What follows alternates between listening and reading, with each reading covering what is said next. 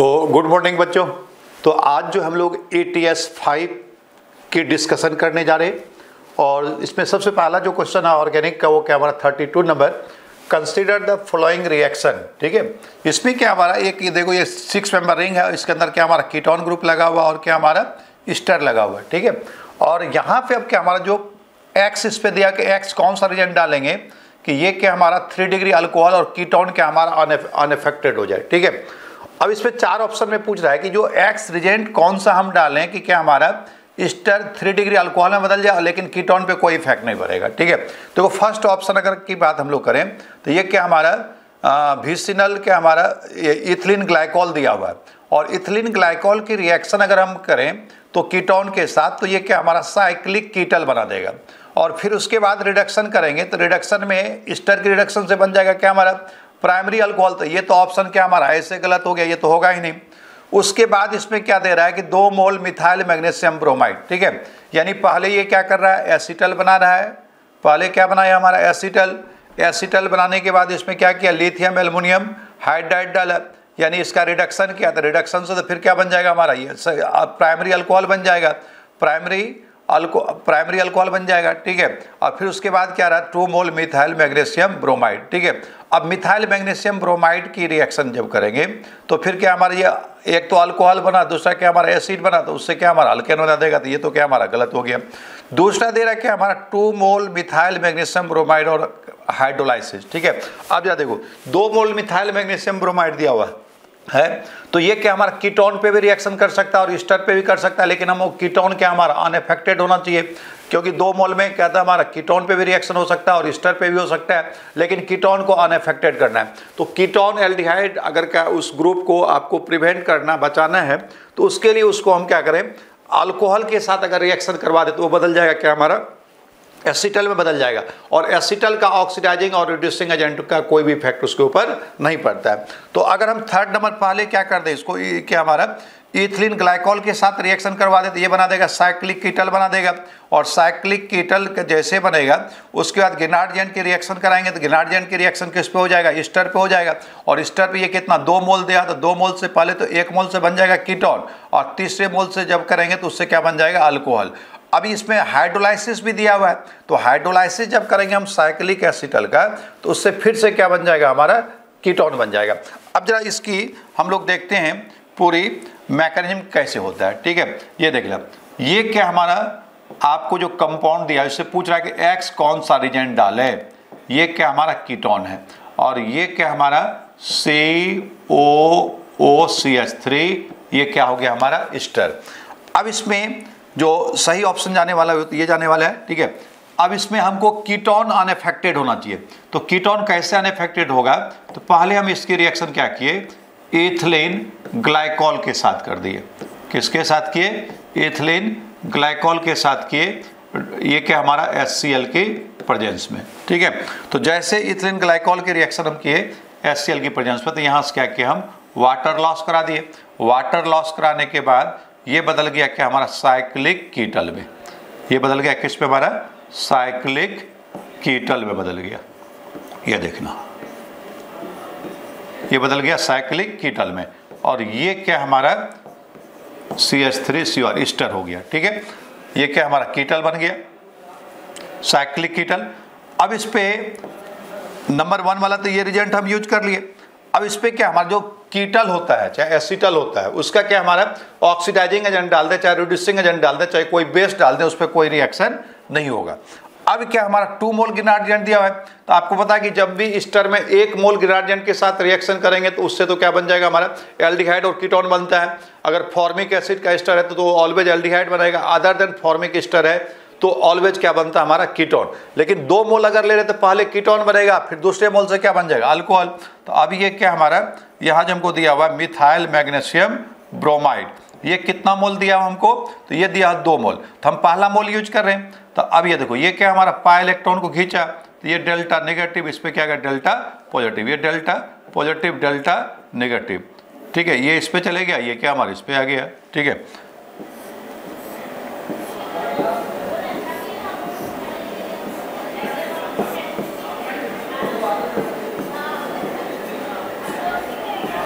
ये देखो ऐसा बन गया। अब इसको जैसे हम कहते हैं ग्रेडिएंट की रिएक्शन करवाए, इसमें क्या आ गया हमारा CH3, ये क्या हमारा OMG, क्या हमारा Br, और ये क्या हमारा ये लिविंग ईस्टर का जो है ये कौन सा ग्रुप होता है हमारा, लिविंग ग्रुप होता है। ये कौन सा ग्रुप है इसका, लिविंग। तो अब यहाँ से हम क्या किए, ये इलेक्ट्रॉन इसमें दिया, ये इस पे बाहर निकल गया। अब ये देखो इसमें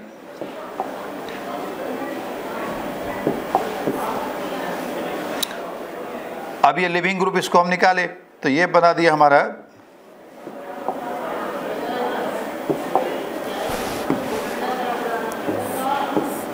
साइक्लिक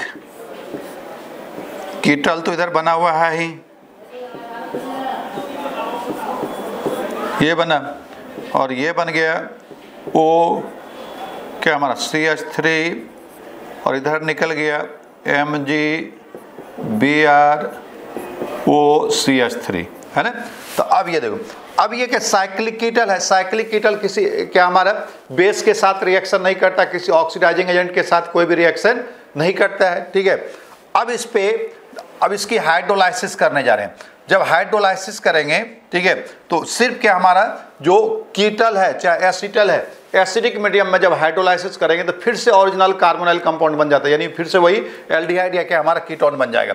अगर इस पे H नहीं है, ठीक है, अब इसकी हम क्या किए, हाइड्रोलाइसिस किए H3O पॉजिटिव, तो ये क्या हमारा टूट गया, ये फिर से क्या हमारा बदल जाएगा क्या हमारा कीटोन में। जैसे इसकी हाइड्रोलाइसिस किए तो ये क्या हमारा, इसको हम तोड़ दिए और ये फिर से क्या बन गया हमारा, ये C, और इसमें कितना मोल दिया है, 2 मोल दिया हुआ है ना। तो 2 मोल दिया तो एक यहाँ पे अभी तो 1 मोल ग्रेडिएंट हम रिएक्शन करवाए थे, पहले आप ये भी देख लेना, ठीक है। अब ये क्या डेल्टा पॉजिटिव डेल्टा नेगेटिव, ये इसमें क्या था ऐड हो जाएगा, तो इससे हमारा O ये साइक्लिक क्या हमारा कीटल बन गया, क्योंकि अभी हाइड्रोलाइसिस करेंगे तो दोनों का होगा, और ग्रेडिएंट की भी रिएक्शन हुआ कीटोन के साथ, तो ये क्या बन गया हमारा 3 डिग्री OMgBr। और अब इस पे क्या किया हम, हाइड्रोलाइसिस किए। तो जब भी एसिटल चाहे कीटल की हाइड्रोलाइसिस करेंगे तो फिर से ओरिजिनल कार्बोनाइल कंपाउंड मिल जाएगा, ठीक है। यहाँ जो तो अब इसकी हाइड्रोलाइसिस करेंगे, तो हाइड्रोलाइसिस करेंगे तो ये क्या हमारे यहाँ पे क्या चले जाएगा, हमारा H+ चले जाएगा, और इसकी हाइड्रोलाइसिस किए तो ये भी क्या हमारा टूट जाएगा, और फाइनली जो है क्या हमारा ये तो ओरिजिनल कार्बोनाइल कंपाउंड में बदल जाएगा, ये क्या हमारा इथिलीन ग्लाइकोल दे देगा। तो फाइनल जो प्रोडक्ट हम लोग का बना ये क्या हमारा CO, ये क्या हमारा CH3OH, और इसमें निकल गया क्या हमारा इथिलीन ग्लाइकोल, क्या हमारा ये निकल गया। यानी किसी भी कीटल या एसिटल की हाइड्रोलाइसिस करेंगे एसिडिक मीडियम में तो फिर से ओरिजिनल कार्बोनाइल कंपाउंड मतलब एल्डिहाइड कीटोन के साथ अल्कोहल निकल जाएगा, ठीक है। और कीटोन जो है कि हमारा डायहाइड्रिक अल्कोहल के साथ रिएक्शन करता है, इसलिए इसका सही आंसर क्या जाएगा, हमारा 3rd जाएगा, ठीक है। अब नेक्स्ट क्वेश्चन की तरफ हम लोग बढ़ते हैं। हाँ, क्वेश्चन नंबर 34 क्या हमारा ऑर्गेनिक है। Which of the following correct order of stability of conformation of isomers of two amino ethanol, है ना। ये दिया हुआ है कि 2-एमिनो इथेनॉल का कौन सा कॉन्फर्मर क्या हमारा सबसे ज़्यादा स्टेबल होगा, ठीक है। तो ये देखो ये क्या हमारा 2-एमिनो क्या हमारा इथेनॉल है, अब इसका पूछ रहा है कि कौन सा कॉन्फर्मेशन इसका ज़्यादा स्टेबल है। तो पहली बात इसमें क्या NH2OH ग्रुप लगा, इसमें क्या हमारा इंट्रामोलिकुलर हाइड्रोजन बॉन्ड बनता है। ऐसे जनरल जो है कि हमारा सबसे मोर स्टेबल होता है एंटी-एस्टाइगर, फिर क्या होता है गॉच, फिर हाफ एलिस, उसके बाद क्या हमारा पोलेट। लेकिन जहाँ भी इंट्रामोलिकुलर हाइड्रोजन बॉन्ड बनेगा तो इंट्रामोलिकुलर हाइड्रोजन बॉन्ड से गॉच की जो स्टेबिलिटी होता है एंटी-एस्टाइगर से क्या होता है ज़्यादा। अगर इसको हम लोग देखें तो ये क्या हमारा ये 1 है, ये क्या हमारा 2। देखो ये क्या हमारा C1 कार्बन है, C1 के साथ क्या हमारा 2H लगा हुआ, एक क्या हमारा OH लगा दिया, ठीक है। C2 के साथ क्या हमारा 2H लगा हुआ, एक क्या हमारा NH2 लगा हुआ है। अब जरा ये देखना, ये क्या हमारा 2-एमिनो इथेनॉल का कौन सा फॉर्म है, ये गॉच फॉर्म है, गॉच फॉर्म है। अब इसमें क्या बन गया हमारा इंट्रामोलिकुलर क्या हमारा हाइड्रोजन बॉन्ड बन गया। इंट्रामोलिकुलर हाइड्रोजन बॉन्ड अगर क्या बन रहा है तो इंट्रामोलिकुलर हाइड्रोजन बॉन्ड से स्टेबिलिटी क्या हमारा बढ़ जाता है।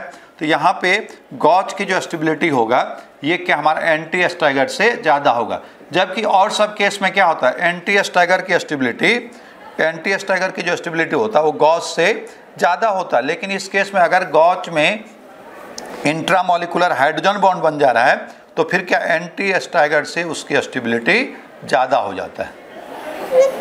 अब ये देखो जैसे ये है तो ये यानी दोनों ग्रुप एक दूसरे के 180 पे चले गया, तो यहाँ पे तो कोई इंट्रामोलिकुलर हाइड्रोजन बॉन्ड बनेगा नहीं, इसीलिए यहाँ पे एंटी स्टाइगर की स्टेबिलिटी क्या हो जाएगा हमारा कम हो जाएगा, एंटी स्टाइगर है ना। अब उसके बाद क्या आ जाएगा हमारा, हाँ हमको क्या क्या दिया, गॉच दिया एंटी स्टाइगर, उसके बाद क्या हमारा इक्लिप्स क्या हमारे इसके बाद आ जाएगा, क्योंकि इक्लिप्स में लोन पेयर बॉन्ड पेयर के बीच में क्या हो जाएगा रिपल्सन हो जाएगा।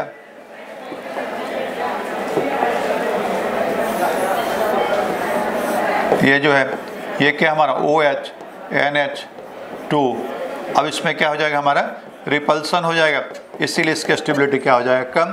तो इसका सही आंसर जो हो गया क्या हमारा, सबसे पहले क्या गया गॉच, फिर एंटी स्टाइगर, उसके बाद क्या हमारा इक्लिप्स। तो ये क्या हमारा 2 नंबर गया। नेक्स्ट क्वेश्चन की तरफ बढ़ते हैं। इसमें क्या है हमारा question number 36, given below 2 statement लेवल the assertion A and other is लेवल रीजन 2 असर्शन A इज क्या हमारा phenolphthalein pH dependent indicator and remains colourless in basic solution. ये तो पहले गलत हो गया, ठीक है। फिनोप्थलीन को जब भी क्या हमारा बेसिक सॉल्यूशन में डालेंगे तो ये क्या हमारा पिंक कलर देता है, जबकि यहाँ पे क्या लिख रहा है कि remain colourless in basic medium, गलत है। In given pink colour in acidic medium, ये भी क्या हो गया गलत हो गया, ठीक है। एसिडिक मीडियम में अगर डालेंगे तो वो कलरलेस रहता है और बेसिक मीडियम में क्या हमारा आपका पिंक कलर देता है। जो फिनोप्थलीन होता है, फिनोप्थलीन क्या हमारा ये एक एसिडिक इंडिकेटर होता है। कैसा इंडिकेटर होता है हमारा, एसिडिक इंडिकेटर होता है। फिनोप्थलीन जो है क्या हमारा एक एसिडिक इंडिकेटर है। ये क्या हमारा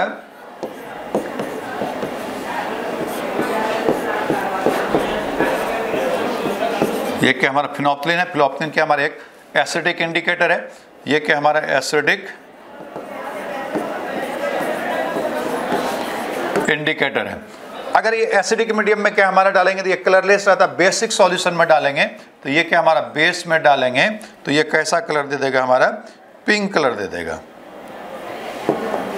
बेस में डालने पे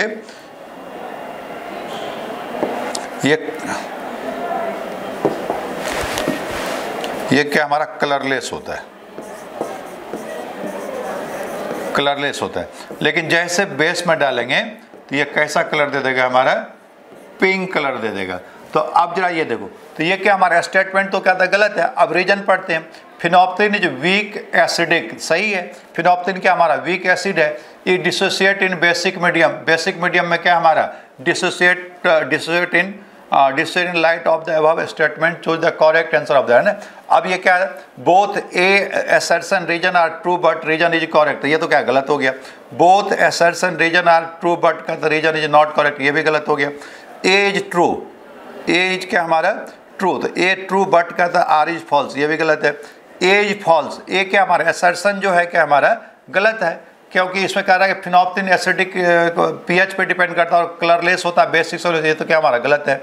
लेकिन रीजन जो लिख रहा है क्या हमारा वीक एसिडिक का हमारा phenolphthalein is weak acid and dissociate in basic medium, ये क्या हमारा सही है, ठीक है। तो A is false but R is क्या हमारा रीजन इज ट्रूथ, इसका आंसर क्या हमारा 4 चले गया, ठीक है।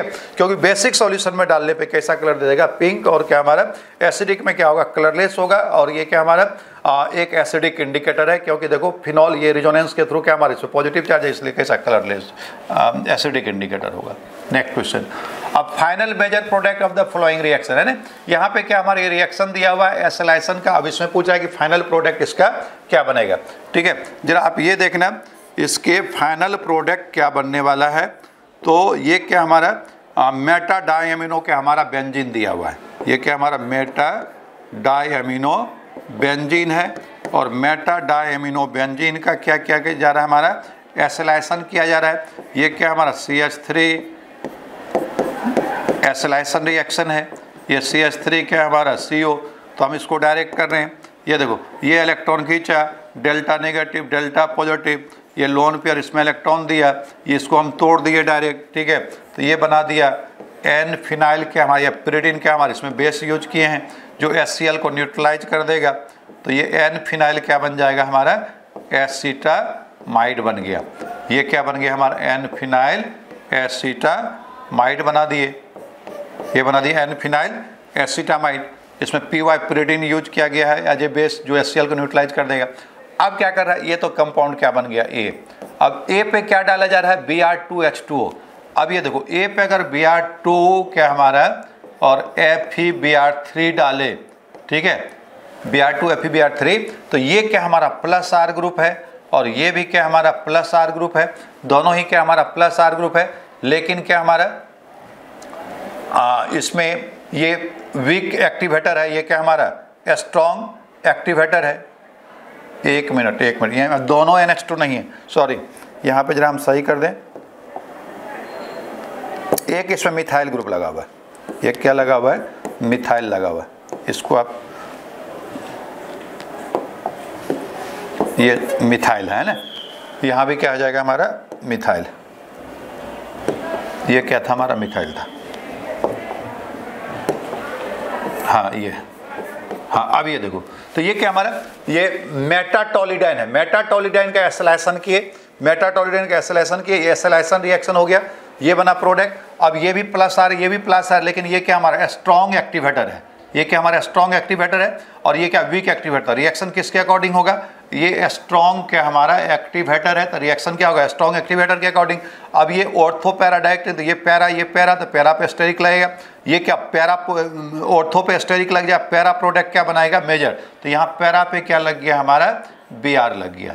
अब जरा ये देखना, ये क्या हमारा NH, ये क्या CO CH3 और ये क्या हमारा, इसके रस में ये पैरा पे क्या लगा दिए, Br, इलेक्ट्रोफिलिक सब्स्टिट्यूशन रिएक्शन हो गया।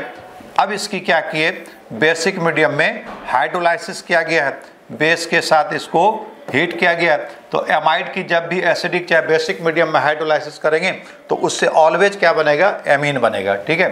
तो अब जरा ये देखना, ये क्या हमारा, जैसे ये इलेक्ट्रॉन खींचा, डेल्टा नेगेटिव डेल्टा पॉजिटिव, ये OH नेगेटिव इस पर अटैक करेगा, ये बॉन्ड क्या हमारा टूट जाएगा, फिर H प्लस आ जाएगा इसके ऊपर। तो या ये बना दिया क्या हमारा NH2 और ये क्या हमारा BrCH3। तो ये ऐसा ऑप्शन कौन सा हमारा दे रहा है कि आप देखो NH2 के पैरा सामने पैरा पोजीशन पे क्या जा रहा है हमारा, Br लग जा रहा है। तो NH2 के पैरा पोजीशन पे क्या लग जाए, Br, और उसके बगल वाले कार्बन पे क्या आ गया, मिथाइल। तो ये क्या हमारा फोर्थ ऑप्शन चले गया, ठीक है। नेक्स्ट क्वेश्चन की तरफ। हाँ, ये बहुत फेमस सा क्वेश्चन है, बहुत इंपॉर्टेंट क्वेश्चन है। Order of the basicity among the following compound, ठीक है। देखो जब भी बेसिसिटी हमको अरेंज करना होता है तो सबसे पहले हम क्या देखते हैं, उसकी हाइड्रोजन चेक करते हैं, ठीक है। हाइड्रोजन चेक करते हैं। तो यहाँ पे जो दिया है क्या क्या हमारा ग्वानिडीन दिया हुआ है, 4 कंपाउंड दिया हुआ है, ठीक है। इसकी क्या हमारा बेसिक है, ग्वानिडीन है। तो ग्वानिडीन जो होता है, जितने भी नाइट्रोजनियस बेस होता है उस नाइट्रोजनियस बेस में ग्वानिडीन जो होता है सबसे स्ट्रॉन्ग बेस होता है।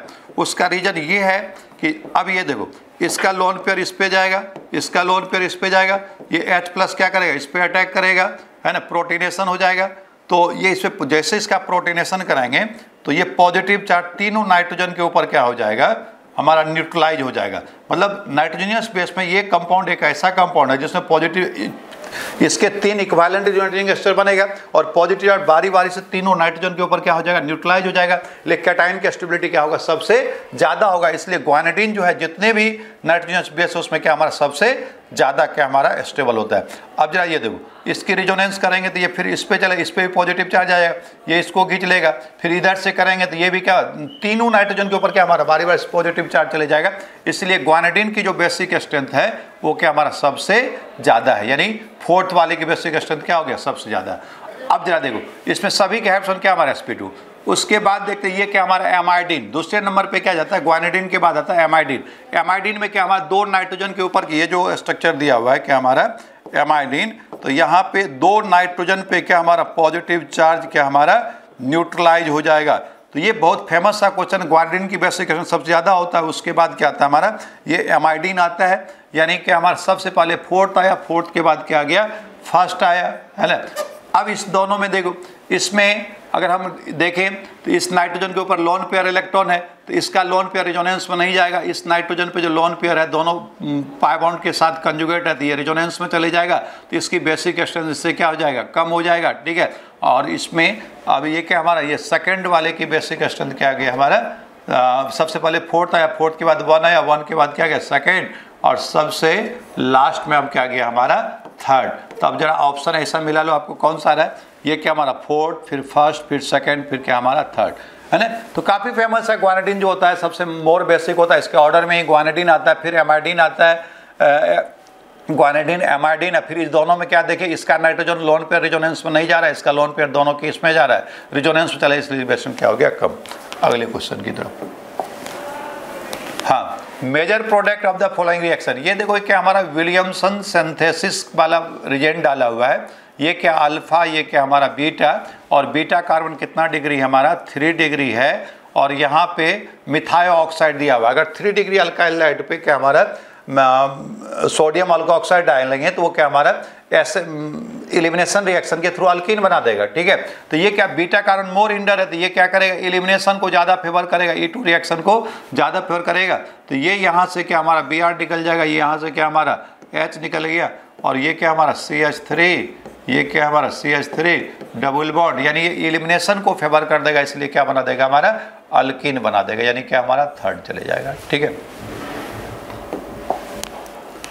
अब ये क्या हॉफमैन एलिमिनेशन रिएक्शन है, कौन सा रिएक्शन हमारा हॉफमैन एलिमिनेशन। हॉफमैन एलिमिनेशन में क्या होता है, अल्कीन जितना लेस सब्स्टिट्यूटेड होगा क्या हमारा प्रोडक्ट क्या हमारा उतना मेजर बनेगा। उसका कारण है कि ये लिविंग ग्रुप बल्की टाइप का होता है। बल्की टाइप के लिविंग ग्रुप में क्या होता है, जिस बीटा कार्बन पे लेस इंडर होता है, बेस क्या करेगा वहां से प्रोटॉन को गेन करेगा। ये हॉफमैन एलिमिनेशन रिएक्शन है, हॉफमैन्स क्या हमारा एलिमिनेशन है। तो हॉफमैन एलिमिनेशन में क्या हमारा लेस सब्स्टिट्यूटेड अल्कीन क्या बनेगा हमारा मेजर प्रोडक्ट बनेगा। ये क्या हमारा नॉर्मल ब्यूटाइल है, और इधर क्या हमारा ET मतलब क्या हो गया इथाइल। अब ये क्वार्टरी अमोनियम सॉल्ट है, और इसको बेस की प्रेजेंस में हीट कर रहे हैं। तो अब ये देखो इससे क्या सबसे लेस सब्स्टिट्यूटेड तो क्या हमारा यही बनेगा इथीन। इधर करेंगे तो ये क्या बन जाएगा 1 ब्यूटीन, तो 1 ब्यूटीन क्या हमारा मोर सब्स्टिट्यूटेड होगा, इथीन क्या हमारा लेस सब्स्टिट्यूटेड हो गया। तो यहाँ से क्या हो गया ये OH माइनस बेस जो H को लेके निकला, ये क्या 2 इलेक्ट्रॉन इसमें डोनेट कर दिया। तो हमारा जो मेजर प्रोडक्ट बनने वाला हो क्या हमारा इथीन। ये क्या हमारा हॉफमैन एलिमिनेशन, हॉफमैन एलिमिनेशन में ऑलवेज क्या हमारा लेस सब्स्टिट्यूटेड अल्कीन क्या बनेगा हमारा मेजर प्रोडक्ट, तो ये क्या चलेगा हमारा इथीन। हाँ, ये क्या हमारा बहुत, ये भी बहुत अच्छा सा रिएक्शन है। ये क्या मेटा ब्रोमो एनिलीन दिया हुआ है, मेटा ब्रोमो एनिलीन दिया हुआ है, तो इस पर क्या NaNO2 के पहले क्या बना देगा ये डाइजोनियम सॉल्ट बना देगा। ये क्या बना दिया हमारा N2 प्लस Cl माइनस, ये क्या हमारा Br, तो ये बना दिया डाइजोनियम सॉल्ट। अब डाइजोनियम सॉल्ट में क्या हमारा Cu2 और Br है ना। ये क्या हमारा कौन रिएक्शन हो गया हमारा send mayor reaction, send mayor reaction. इसमें HBr नहीं दिया, तो ये क्या जैसे हम यूज करेंगे क्यूप्रस क्या था ब्रोमाइड, तो ये क्या हमारा बना देगा ब्रोमो बेंजीन बना देगा, मतलब ब्रोमीन लग जाएगा इस पे, क्या लग गया हमारा ब्रोमीन। अब इसके बाद फिर अब इसका क्या किया गया हमारा, जैसे इस पे नाइट्रेशन किए, अब नाइट्रेशन किए कंसंट्रेट HNO3 के द्वारा क्या किया इसकी नाइट्रेशन कर दिया कंसंट्रेट HNO3 और कंसंट्रेट H2SO4। तो अब ये क्या हमारा प्लस R ग्रुप है, और ये भी क्या हमारा प्लस R ग्रुप है। तो अब दोनों चाहे इसका पैरा पोजिशन ही है, इसका पैरा पोजिशन ही गया, तो यहाँ पे क्या लग जाएगा हमारा NO2 लगा दे। ये क्या लगा दी हम NO2 लगा दी। अब ऐसा ऑप्शन कौन सा बन रहा है 1-3 पे Br और 4 नंबर पे क्या हमारा NO2, तो ये वाला है ना। ये 1-3 पे क्या गया हमारा Br, अब इसके पैरा पोजिशन पे क्या गया Br, यानी फर्स्ट ऑप्शन चले गया। हाँ, नेक्स्ट क्वेश्चन है 46 नंबर, ठीक है। What will the product of the optically active compound having IUPAC name is 3 pent 3 in 2 ol treated with Jones reagent, है ना। तो ये देखो पहले क्या हमारे ये 5 कार्बन की चेन है और 5 कार्बन की चेन में 3 नंबर पे क्या है डबल बॉन्ड, 1 2 3 पे क्या है हमारा डबल बॉन्ड, और 2 नंबर पे क्या हमारा अल्कोहल दिया हुआ है, 2 नंबर पे क्या दिया हुआ है अल्कोहल, और इस पे क्या हमारा जॉन्स रिजेंट क्या हमारा क्रोमियम ट्राइऑक्साइड क्या हमारा H2SO4 और ये क्या हमारा एसीटोन। तो यही क्या हो गया हमारा जॉन्स रिजेंट हो गया। जॉन्स रिजेंट जो एक स्ट्रॉन्ग ऑक्सीडाइजिंग एजेंट है, प्राइमरी अल्कोहल को एसिड में बदल देता है और सेकेंडरी अल्कोहल क्या हमारा कीटोन में बदलता है, ये क्या हमारा कायरल भी है। तो अब इसकी जब ऑक्सीडेशन होगा तो ऑक्सीडेशन से ये क्या बन गया सेकेंडरी अल्कोहल है तो क्या बना देगा कीटोन बना देगा। अब जरा ये देखो ये जो कंपाउंड बना हम लोग का ये क्या बना 3 क्या हमारा पेंटीन और क्या हमारा 2 ऑन, 3 पेंटीन क्या हमारा 2 ऑन बन गया।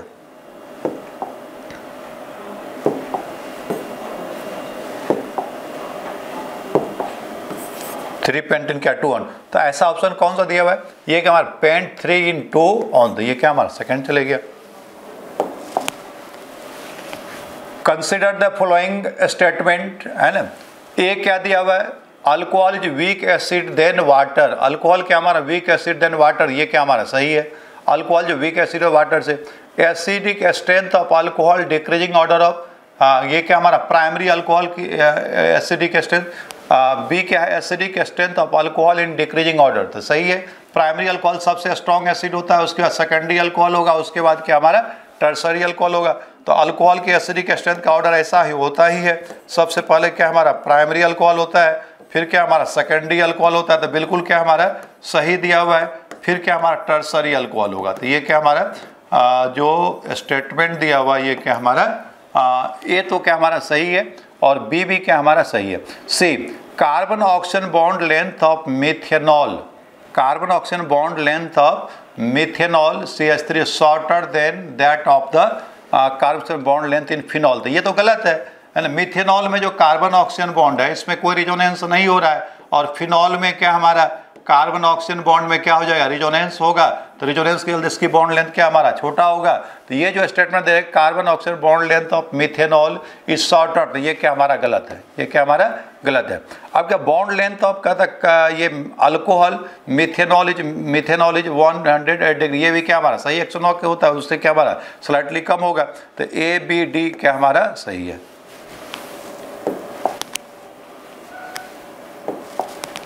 हाँ, which of the following behave as a reducing in aqueous KOH solution, कौन सा इसमें जो ये क्या हमारा 4 ऑप्शन दिया हुआ कार्बोहाइड्रेट दिया हुआ इसमें कौन सा कार्बोहाइड्रेट जो है एक्वस क्या हमारा एक्वस KOH सॉल्यूशन में रिड्यूसिंग प्रॉपर्टी शो करेगा। तो आपको बता दे जितने भी एसिटल है चाहे हिमी एसिटल हो बेस के साथ रिएक्शन नहीं करता है, सिर्फ एसिडिक मीडियम में रिएक्शन करता है, किसी भी ऑक्सीडाइजिंग एजेंट के साथ रिएक्शन नहीं करता है। तो अब जरा ये देखो ये क्या चाहे हिमी एसिटल चाहे एसिटल हो ये क्या हमारा एक्वस बेस के साथ कोई भी रिएक्शन करने वाला नहीं है, ये भी नहीं करेगा, ये भी क्या हमारा यहाँ नहीं करेगा। लेकिन यहाँ जो फर्स्ट वाला ऑप्शन है इसमें ये क्या हमारा स्टर ग्रुप लगा हुआ है, फर्स्ट वाले ऑप्शन में क्या हमारा स्टर ग्रुप लगा हुआ है, तो ये क्या हमारा कर जाएगा क्योंकि स्टर की अल्कलाइन हाइड्रोलाइसिस करेंगे तो उससे क्या बन जाएगा एसिड और अल्कोहल बन जाएगा, ठीक है, एसिड और अल्कोहल बन जाएगा। तो ये क्या हमारा दे देगा, ये क्या हमारा CH2OH, ये क्या हमारा OCO अब इसमें क्या हमारा एक्वस क्या KOH सॉल्यूशन, तो ये क्या हमारा ये जो है बेस क्या हमारा हिमी एसिटल चाहे एसिटल के साथ रिएक्शन नहीं करता है, सिर्फ एसिडिक मीडियम। लेकिन इसमें क्या गया स्टर ग्रुप आ गया तो इसके क्या हमारा अल्कलाइन हाइड्रोलाइसिस हो गया, डेल्टा नेगेटिव डेल्टा पॉजिटिव, ये बॉन्ड क्या हमारा टूट गया, तो ये क्या हमारा CH3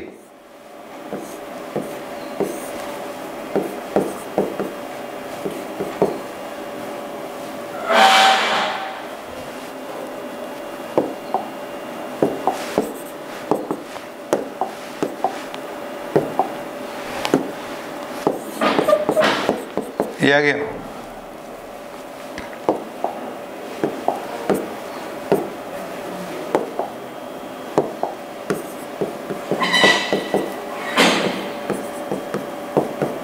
तो ये टूटने का CH2OH O नेगेटिव है ना। अब ये क्या हो जाएगा, रिंग ओपन हो जाएगा, और रिंग ओपन होने के बाद ये बदल जाएगा क्या हमारा फ्रुक्टोज में, ये बदल जाएगा किसमें, फ्रुक्टोज में। अब फ्रुक्टोज पे टॉलेंस रीजन डालेंगे, क्या हमारा टॉलेंस रीजन, तो ये क्या हमारा पॉजिटिव टेस्ट दे देगा, ठीक है। इसीलिए ऑप्शन क्या हमारा ए गया, क्योंकि ये सब जो है इसमें एसिटल लिंकेज या हिमी एसिटल क्या हमारा बेस के साथ रिएक्शन नहीं करता, लेकिन इसमें क्या हमारा स्टर ग्रुप लगा हुआ है, इसलिए यहाँ पे रिएक्शन हो जाएगा। ये निकल दिया क्या हमारा CH3COH क्या हमारा बाहर निकल गया, ठीक है। हाँ, last question, decreasing order of reactivity of halide in SN1 reaction. तो SN1 रिएक्टिविटी ऑफ क्या हमारा, reactivity of SN1 reaction directly proportional क्या होता है, स्टेबिलिटी ऑफ क्या हमारा कार्बोकैटायन। अब जा देखो, ये थर्ड वाले में कार्बोकैटायन क्या बन जाएगा, इससे अगर इससे Cl निकाल देंगे तो क्या बन जाएगा, बेंजाइल कार्बोकैटायन बनाएगा, और बेंजाइल कार्बोकैटायन में क्या होगा, रिजोनेंस हो जाएगा, तो इसके स्टेबिलिटी सबसे ज़्यादा होगा। इससे जो कार्बोकैटायन बनेगा ये क्या हमारा सेकेंडरी ब्यूटाइल कार्बोकैटायन बना, और इसमें अल्फा हाइड्रोजन कितने हो गया, अल्फा 3 2 क्या हो गया, 5 अल्फा हाइड्रोजन हो गया, और ये 3 2 1 3 ये नॉर्मल प्रोपाइल है। नॉर्मल प्रोपाइल से अगर हम क्या निकाल दें Cl, तो इसमें अल्फा हाइड्रोजन कितना आ गया, 2 आ गया, तो ये क्या हो गया, लेस। सबसे मोर स्टेबल क्या हो गया, अगर स्टेबिलिटी की बात करें तो सबसे मोर स्टेबल क्या हो गया हमारा, बेंजाइल कार्बोकैटायन हो गया। उसके बाद क्या हमारा ये वाला कार्बोकैटायन हो गया, और उसके बाद क्या आ गया हमारा normal propyl 2 1 3 normal propyl carbocation हो गया। तो कार्बोकैटायन की स्टेबिलिटी जितना ज़्यादा होगा रिएक्टिविटी क्या होगा उतनी ज़्यादा, यानी सबसे मोर रिएक्टिव हो गया थर्ड के बाद 2 के बाद क्या हमारा 1। हेलो स्टूडेंट्स, होपफुली आप सभी के पेपर्स बहुत अच्छे जा रहे होंगे। टेस्ट सीरीज चल रही है DS साइंस इंस्टीट्यूट का, जिसका नाम है एक्सप्रेस टेस्ट सीरीज ETS। तो आपको प्रॉपर जो है टाइम से सोल्यूशन भी मिल रहा होगा, और आप लोग उस सोल्यूशन से जो आपके डाउट हैं वो भी बहुत अच्छे से क्लियर हो रहे होंगे। तो बच्चों बहुत मन लगा के पेपर देना है, ठीक है। हम सब मिलके मेहनत कर रहे हैं और होपफुली रिजल्ट बहुत अच्छे आने वाले हैं। तो आज हम लोग क्या करने वाले हैं, ETS जो है टेस्ट सीरीज़ का पेपर नंबर 5 का, ETS का पेपर नंबर जो 5 हुआ, टेस्ट 5 हुआ, उसका हम लोग सोल्यूशन डिस्कस करने वाले हैं। तो उसमें ऑर्गेनिक वाला पार्ट जो है दूसरे सर करेंगे, फिजिकल और इनऑर्गेनिक वाला पार्ट आज हम लोग डिस्कस करेंगे, ठीक है। तो समय वेस्ट ना करते हुए हम लोग देखते हैं क्वेश्चन। तो ETS टेस्ट सीरीज़ का पेपर 5 का क्वेश्चन नंबर 31 क्या दिया है, देखिए बच्चों।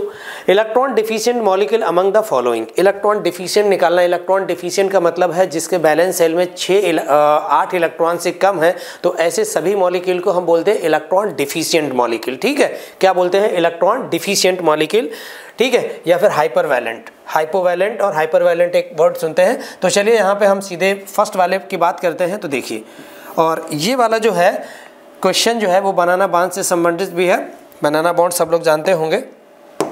चलिए I2 और इसकी बात कर लेते हैं। तो स्ट्रक्चर बनाते हैं सबसे पहले I, और यहाँ पे क्या है बच्चों I, Cl जो है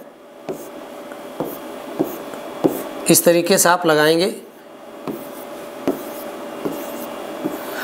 अब यहाँ पे क्या होता है, ब्रिज एटम की तरह वाला बिहेव करता है। तो इसके बैलेंस सेल में अभी एक इसने बॉन्ड बनाया और कितने बाकी हैं, 3 लोन पेयर। सिमिलरली यहाँ भी ऐसे ही है। तो अब ये लोन पेयर अपना डोनेट करता है इसको, और ये वाला इसको डोनेट कर देता है और बॉन्ड बनाता है।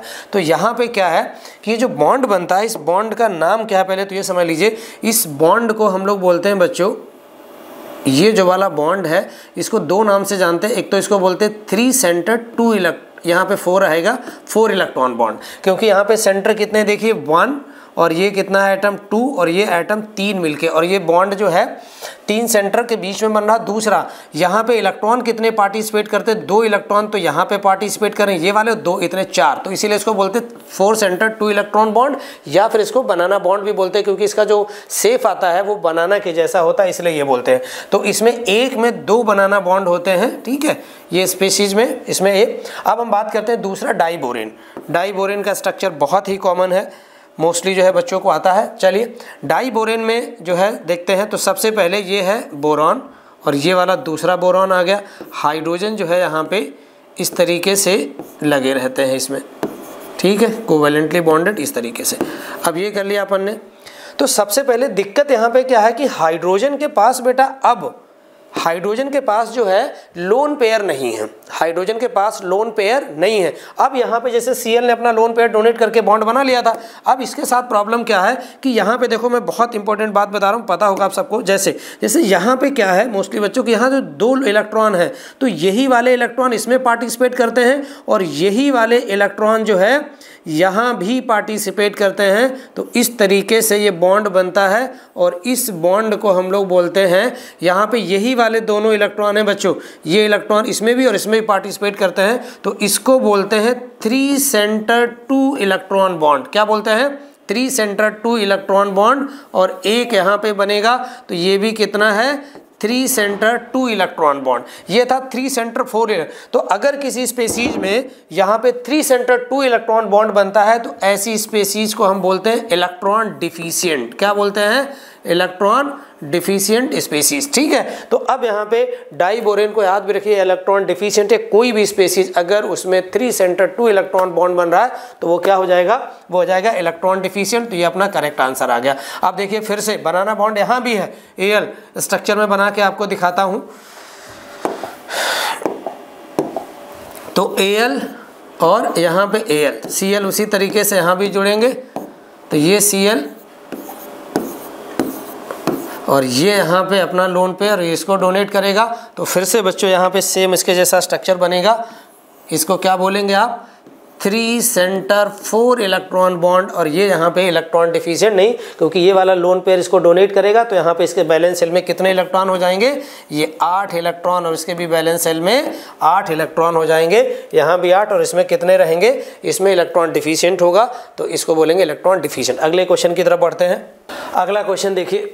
अब ये क्वेश्चन आ गया, क्या है? For a given reaction energy of activation for forward reaction EAF लिखा गया is 80 joule mole inverse. Enthalpy दिया गया है आपको, इंथैल्पी ऑफ रिएक्शन माइनस दिया गया है, यानी कि प्रोसेस कैसा है? Exothermic process. कैसा है? एक्सोथर्मिक प्रोसेस है। तो कितनी दी है? माइनस का 40 kilo joule per mole. For the reaction a catalyst lower activation energy 2, एक वर्ड यहाँ देखिए कह रहा है 2, यानी यहाँ तक लोअर कर दे रहा है 20 kilojoule per mole. The ratio of energy of activation for the reverse reaction before and after addition of catalyst. बहुत अच्छा क्वेश्चन है बच्चों और बहुत सिंपल है। सबसे पहले बात, अच्छा क्वेश्चन और सिंपल, बट थोड़ा सा उलझना नहीं है लैंग्वेज में। देखिए मैं ग्राफ से बहुत सिंपल तरीके से क्वेश्चन बताता हूँ आपको ग्राफ से ये क्वेश्चन सॉल्व हो जाएगा। सबसे पहले हम लोग जानते हैं, थोड़ा बड़ा सा ग्राफ बनाते हैं। तो अब यहाँ पे देखिए डेल्टा एच नेगेटिव है। डेल्टा एच कैसा? नेगेटिव, यानी एक्सोथर्मिक प्रोसेस है। तो एक्सोथर्मिक प्रोसेस में फाइनल प्रोडक्ट की एनर्जी जो है वो कम होती है, किससे? इनिशियल रिएक्टेंट से। तो अब यहाँ पे क्या करते हैं? पॉइंट आउट करते हैं हम लोग सारी एनर्जीज को, और इसी से देखिए कैसे हम इस ग्राफ से ही इस क्वेश्चन को सॉल्व करते हैं। आपको बिल्कुल परेशान, यहाँ पे ये रिएक्टेंट है, ये प्रोडक्ट है, और ये वाली यहाँ पे इधर वाले प्रोसेस को हम बोलेंगे फॉरवर्ड, और इधर से इधर जब जाओगे तो इसको क्या बोलेंगे? बैकवर्ड। F/V ऐसे फॉरवर्ड। अब ये वाली जो एनर्जी है वो इसको क्या बोलते हैं? इसको बोलते हैं बेटा फॉरवर्ड एक्टिवेशन एनर्जी। इसको क्या बोलते हैं? Forward activation energy. ये वाली जो वैल्यू होती है इसको बोलते हैं delta H reaction enthalpy of reaction. अब देखिए ध्यान से, तो सबसे पहले डेल्टा एच की वैल्यू आपको कितनी दी गई है? डेल्टा एच की वैल्यू दी गई है, मैग्नीट्यूड की बात करेंगे तो 40, वैसे माइनस में तो ये है मैग्नीट्यूड कितना रहेगा? 40 किलो जूल पर मोल। क्लियर हो गया? अब क्या बोला गया है? कह रहे जब कैटलिस्ट हम यूज कर रहे हैं तो ये कैटलिस्ट क्या कर रहा है? इस एनर्जी को 20 तक कम कर दे रहा है। कितना कम कर दे रहा है? 20, ठीक है। और शुरुआत में जो एक्टिवेशन एनर्जी फॉरवर्ड रिएक्शन की थी वो कितनी थी? वो थी अपनी 80 किलो जूल पर मोल। कितनी थी? 80 किलो जूल पर मोल। अब मैं ग्राफ दूसरा कलर लेता हूँ और यहाँ पे आपको देखिए ग्राफ इसका बना के दिखाता हूँ, इससे ले लेते, ठीक। देखिए अब उसके बाद जो है कितनी कम कर दे रहा है 20, यानी एक्टिवेशन। अब पॉजिटिव कैटलिस्ट एक्टिवेशन कम करा, इसका मतलब पॉजिटिव कैटलिस्ट यूज किया गया। पॉजिटिव कैटलिस्ट क्या करता है, डॉटेड लाइन से मैं प्लॉट कर रहा हूँ बच्चों, डॉटेड लाइन से 20 कम कर दे रहा है, कितना 20। तो कैटलिस्ट का काम क्या होता है, एक्टिवेशन एनर्जी को कम करना या फिर बढ़ाना। तो इसने अब कितनी एक्टिवेशन एनर्जी कर दी है, ये कम करके ले आया है 20 किलो जूल पर मोल। ये कौन सी एनर्जी है, ये एक्टिवेशन एनर्जी है जो है फॉरवर्ड की, और इसने 20 कम कर दिया। कितना कम कर दिया, 20। अब देखिए आपसे पूछा क्या है, अब इसमें मैं लिख देता हूँ रेशियो किसका, activation energy for reverse reaction before activation energy, यहाँ मैं लिख रहा हूँ एक्टिवेशन एनर्जी जो है बिफोर एंड आफ्टर, रिवर्स का पहले तो निकालना बैकवर्ड रिएक्शन, और यहाँ लिख दीजिए बिफोर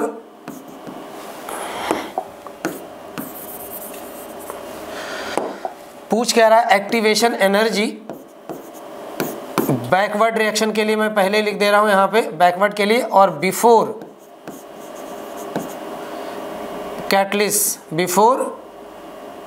कैटलिस्ट यूजिंग कैटलिस्ट, अपान में क्या लिखेंगे, बिफोर पहले और उसके बाद एक्टिवेशन एनर्जी आफ्टर कैटलिस्ट बराबर। तो अब यहाँ पे क्या करना, रेशियो इसका निकालना है। तो before catalyst backward activation energy पहले कितनी थी ये समझ लीजिए। तो हम यहाँ पे फिर से ये ग्राफ जो है बैकवर्ड एनर्जी पहले से ही एक बार एक क्वेश्चन और डिस्कस किया है। तो ये जो एनर्जी है इसको बोलेंगे बैकवर्ड एक्टिवेशन एनर्जी, इसको क्या बोलेंगे, बैकवर्ड एक्टिवेशन एनर्जी। और टोटल एनर्जी किसके बराबर होगी, इसके बराबर, मैग्नीट्यूड की बात कर रहे हैं। तो अब ये आ जाएगी 80 प्लस का कितना है, ये मैग्नीट्यूड लेना है 40, तो ये एनर्जी हो जाएगी 120 यूनिट, सेम है सारी यूनिट सेम है किलोजूल पर, मैग्नीट्यूड इसका लेना है तो प्लस कर लेना है, ठीक है। ये आ गया। अब उसके बाद कितना डाउन हो गया, ध्यान से समझिए। सबसे पहले डाउन हो गई है 20, कितनी 20 तक रह गई। अब ये वाली जो एनर्जी है इसको मैं इधर दिखा रहा हूँ, आपको फुल्ली समझ में आ रहा होगा। ये एनर्जी, ये फाइनल बैकवर्ड एनर्जी है, कब, ये है बैकवर्ड एनर्जी आफ्टर कैटलिस्ट मिलाने के बाद। तो कितनी बेटा हो जाएगी 40, तो ये वाली हो गई 20A, और कितनी हो जाएगी 60, कितनी हो जाएगी 60। अब बस यही आंसर आ गया। तो पहले कितनी थी, बिफोर 120, आफ्टर कितनी हो गई 60, तो ये हो जाएगा 2/1। तो आंसर क्या हो जाएगा 2:1, ये आंसर हो जाएगा। तो कौन सा आंसर हो जाएगा, 4th is the right answer. Clear है सभी को, बहुत सिंपल है। फिर से मैं बता रहा हूँ, सबसे पहले कैटलिस्ट जब यूज नहीं किया था तो ये वाली एक्टिवेशन एनर्जी थी फॉरवर्ड की, ठीक है। अब उसके बाद क्या, और ये वाली enthalpy of reaction, catalyst use किया, इसने लोअर डाउन करके ये एक्टिवेशन एनर्जी डाउन कर दी, कितनी रह गई 20। तो पहले बैकवर्ड की टोटल एनर्जी कितनी थी, बैकवर्ड की 40 ये वाली, और 80 ये, और 40 ये, कितना हो गया, ये हो गया 120 बिफोर। अब उसके बाद जब कैटलिस्ट मिला दिया तो डाउन करके कितना ले आया कैटलिस्ट 20, और 40 एंथैल्पी ऑफ रिएक्शन है, तो कैटलिस्ट मिलाने के बाद टोटल एनर्जी कितनी हो गई 60। बस इसी का रेशियो पूछा था, इतनी सी बात सी इसमें, ठीक है, वो फुल्ली समझ में आएगा। चलिए अगला क्वेश्चन देखिए। अगला क्वेश्चन क्या है बच्चों, identify the correct order of the given property for the following compounds, ठीक है। पहला क्या दिया गया है, अब कह रहा है कि इनके करस्पॉन्डिंग जो प्रॉपर्टी दी गई है उनमें से कौन कौन सी प्रॉपर्टी सही। बहुत कॉमन क्वेश्चन है, इस टाइप का पूछा जाता है, इनऑर्गेनिक वगैरह में ज़्यादा क्वेश्चन पूछे जाते हैं क्योंकि काफ़ी चैप्टर इससे कवर हो जाते हैं, ठीक है। तो देखिए इसमें क्या क्या दिया गया है। सबसे पहले कह रहा है कि अनपेड, ए दिया है, क्या कह रहा है, ए में अनपेड इलेक्ट्रॉन। अब Mn+2 क्रोमियम +2 रहेगा बच्चों, यहाँ पे दिया गया है क्रोमियम कितना है, प्लस में है, +2, वेनेडियम +2 और कॉपर +2, ऐसे करके दिया है। तो मैं ए ऑप्शन पहले आपको बताता हूँ। यहाँ पे ए में देखिए क्या दिया गया है, ए। अब ए में Mn+2 है, तो Mn+2 में इसका इलेक्ट्रॉनिक कॉन्फ़िगरेशन होता है बच्चों 3d10 4s 3d5, 3d कितना होता है 3d5 4s2। अब चूंकि ये प्लस चार्ज आया तो 2 इलेक्ट्रॉन इसके निकल चुके हैं, 2 इलेक्ट्रॉन क्या है, निकल चुके। तो इसमें अनपेड इलेक्ट्रॉन बताइए कितने बचेंगे, 5। सभी को पता है डी में अगर 5 है तो मैक्सिमम इलेक्ट्रॉन कितने फिल होते हैं 10, अभी 5 है तो 5 इलेक्ट्रॉन सिंगल फिल करेंगे, ये आ गया। उसके बाद इसमें क्या है, क्रोमियम, क्या है, क्रोमियम +2, क्रोमियम का इलेक्ट्रॉनिक कॉन्फ़िगरेशन होता है 3d5 4s1, 3d5 4s1। अब उसके बाद क्या है, लेकिन क्रोमियम प्लस है तो पहले ये वाला इलेक्ट्रॉन निकलेगा तो यह जाएगा 0, और इसमें अब 1 निकलेगा तो यह जाएंगे 4। तो अनपेड इलेक्ट्रॉन यहाँ पे कितने आ गए, 4। अनपेड इलेक्ट्रॉन कितने आ गए, 4। अब उसके बाद क्या करना है, फिर आगे देखिए इसमें क्या दिया अपने को, वेनेडियम प्लस 2, वेनेडियम प्लस 2। तो वेनेडियम का इलेक्ट्रॉनिक कॉन्फ़िगरेशन होता है 3d3 4s2। अब इसमें क्या हुआ बच्चों, फिर से प्लस 2 है तो ये वाले इलेक्ट्रॉन निकल जाएंगे, तो 4s क्या हो जाएगा 0, अनपेड इलेक्ट्रॉन डी में हो गया 3। अब उसके बाद अपने को दिया है कॉपर प्लस 2। सभी को पता है कॉपर का इलेक्ट्रॉनिक कॉन्फ़िगरेशन जो है क्या होता है, कॉपर का इलेक्ट्रॉनिक कॉन्फ़िगरेशन होता है बच्चों 3d10 4s1। लेकिन कॉपर प्लस 2 बोला है तो कोई नहीं, पहले इलेक्ट्रॉन एक यहाँ से निकलेगा और उसके बाद इलेक्ट्रॉन एक यहाँ से निकलेगा, तो आ जाएगा 3d9। कितना हो जाएगा 3d9। अब 3d9 हो जाएगा तो n इक्वल टू कितना हो गया 1। तो कह रहा है क्या अनपेड इलेक्ट्रॉन सही, बिल्कुल सही है। इसमें क्या है 5 4 3 1 इस तरीके से है, तो बिल्कुल सही हो गया पहला। बॉन्ड एंगल की बात कर रहे हैं, कह रहे हैं कि बॉन्ड एंगल, ठीक है, करेक्ट ऑर्डर, बॉन्ड एंगल की बात कर रहे हैं। तो बॉन्ड एंगल में क्या दिया है बच्चों, यहाँ पे ध्यान से समझ लीजिए, Cr2 डाइक्रोमेट आयन, बी की मैं बात कर रहा हूँ, तो बी में क्या है डाइक्रोमेट आयन का स्ट्रक्चर बना रहा हूँ मैं इसमें इस तरीके से, इसको नीचे भी दिखा सकते हो।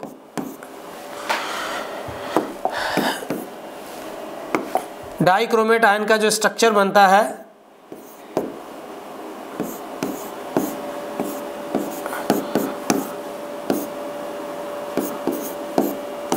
ये स्ट्रक्चर डाइक्रोमेट का आयन का बनता है, और दोनों स्ट्रक्चर टेट्राहाइड्रल होते हैं। डी ब्लॉक में पढ़ते हैं ये दो कंपाउंड बहुत इंपॉर्टेंट है, पोटेशियम परमैंगनेट और पोटेशियम डाइक्रोमेट। ये है तो दोनों ही टेट्राहाइड्रल होते हैं, ये भी टेट्राहाइड्रल है और ये भी टेट्राहाइड्रल है। तो यहाँ पे टेट्राहाइड्रल में बॉन्ड एंगल होता है कितना 109.28 मिनट।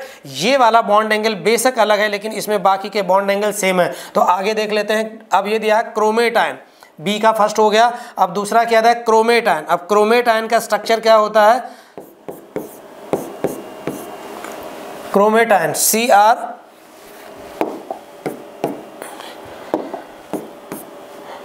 चलिए, तो अब इसमें क्या है,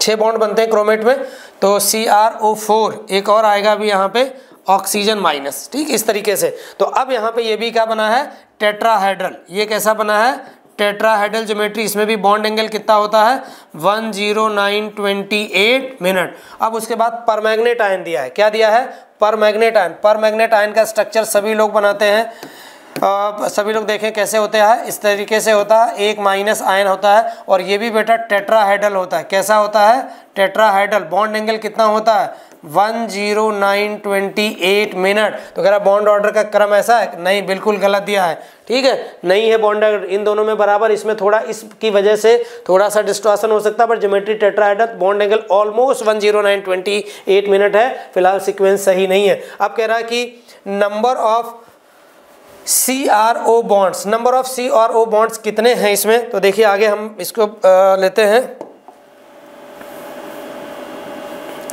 ठीक है डाइक्रोमेट और क्रोमेट आयन है, डाइक्रोमेट और क्रोमेट आयन है। तो डाइक्रोमेट आयन में तो स्ट्रक्चर बनाया था, इसी से देख लेते हैं। डाइक्रोमेट आयन का स्ट्रक्चर बने, दोनों स्ट्रक्चर बने, इसी से समझ लेते हैं। तो क्या कह रहा है नंबर ऑफ CrO बॉन्ड। देखिए अब इसमें CrO क्रोमियम ऑक्सीजन बॉन्ड कितने हैं। तो सबसे पहले देखिए ध्यान से, इधर इसमें 1 2 कितने हैं 1 2, और इसमें बॉन्ड कितने हैं नंबर ऑफ CrO बॉन्ड्स, ठीक है। तो इसमें 1 2 3 4, इधर देखें इसमें देखिए 2 हैं, तो ये बात बिल्कुल सही है। इसमें बॉन्ड की संख्या क्या है ज़्यादा। सी जो है बच्चे सही आंसर है अपना, सी जो है वो सही आंसर है, सी क्या है सही आंसर।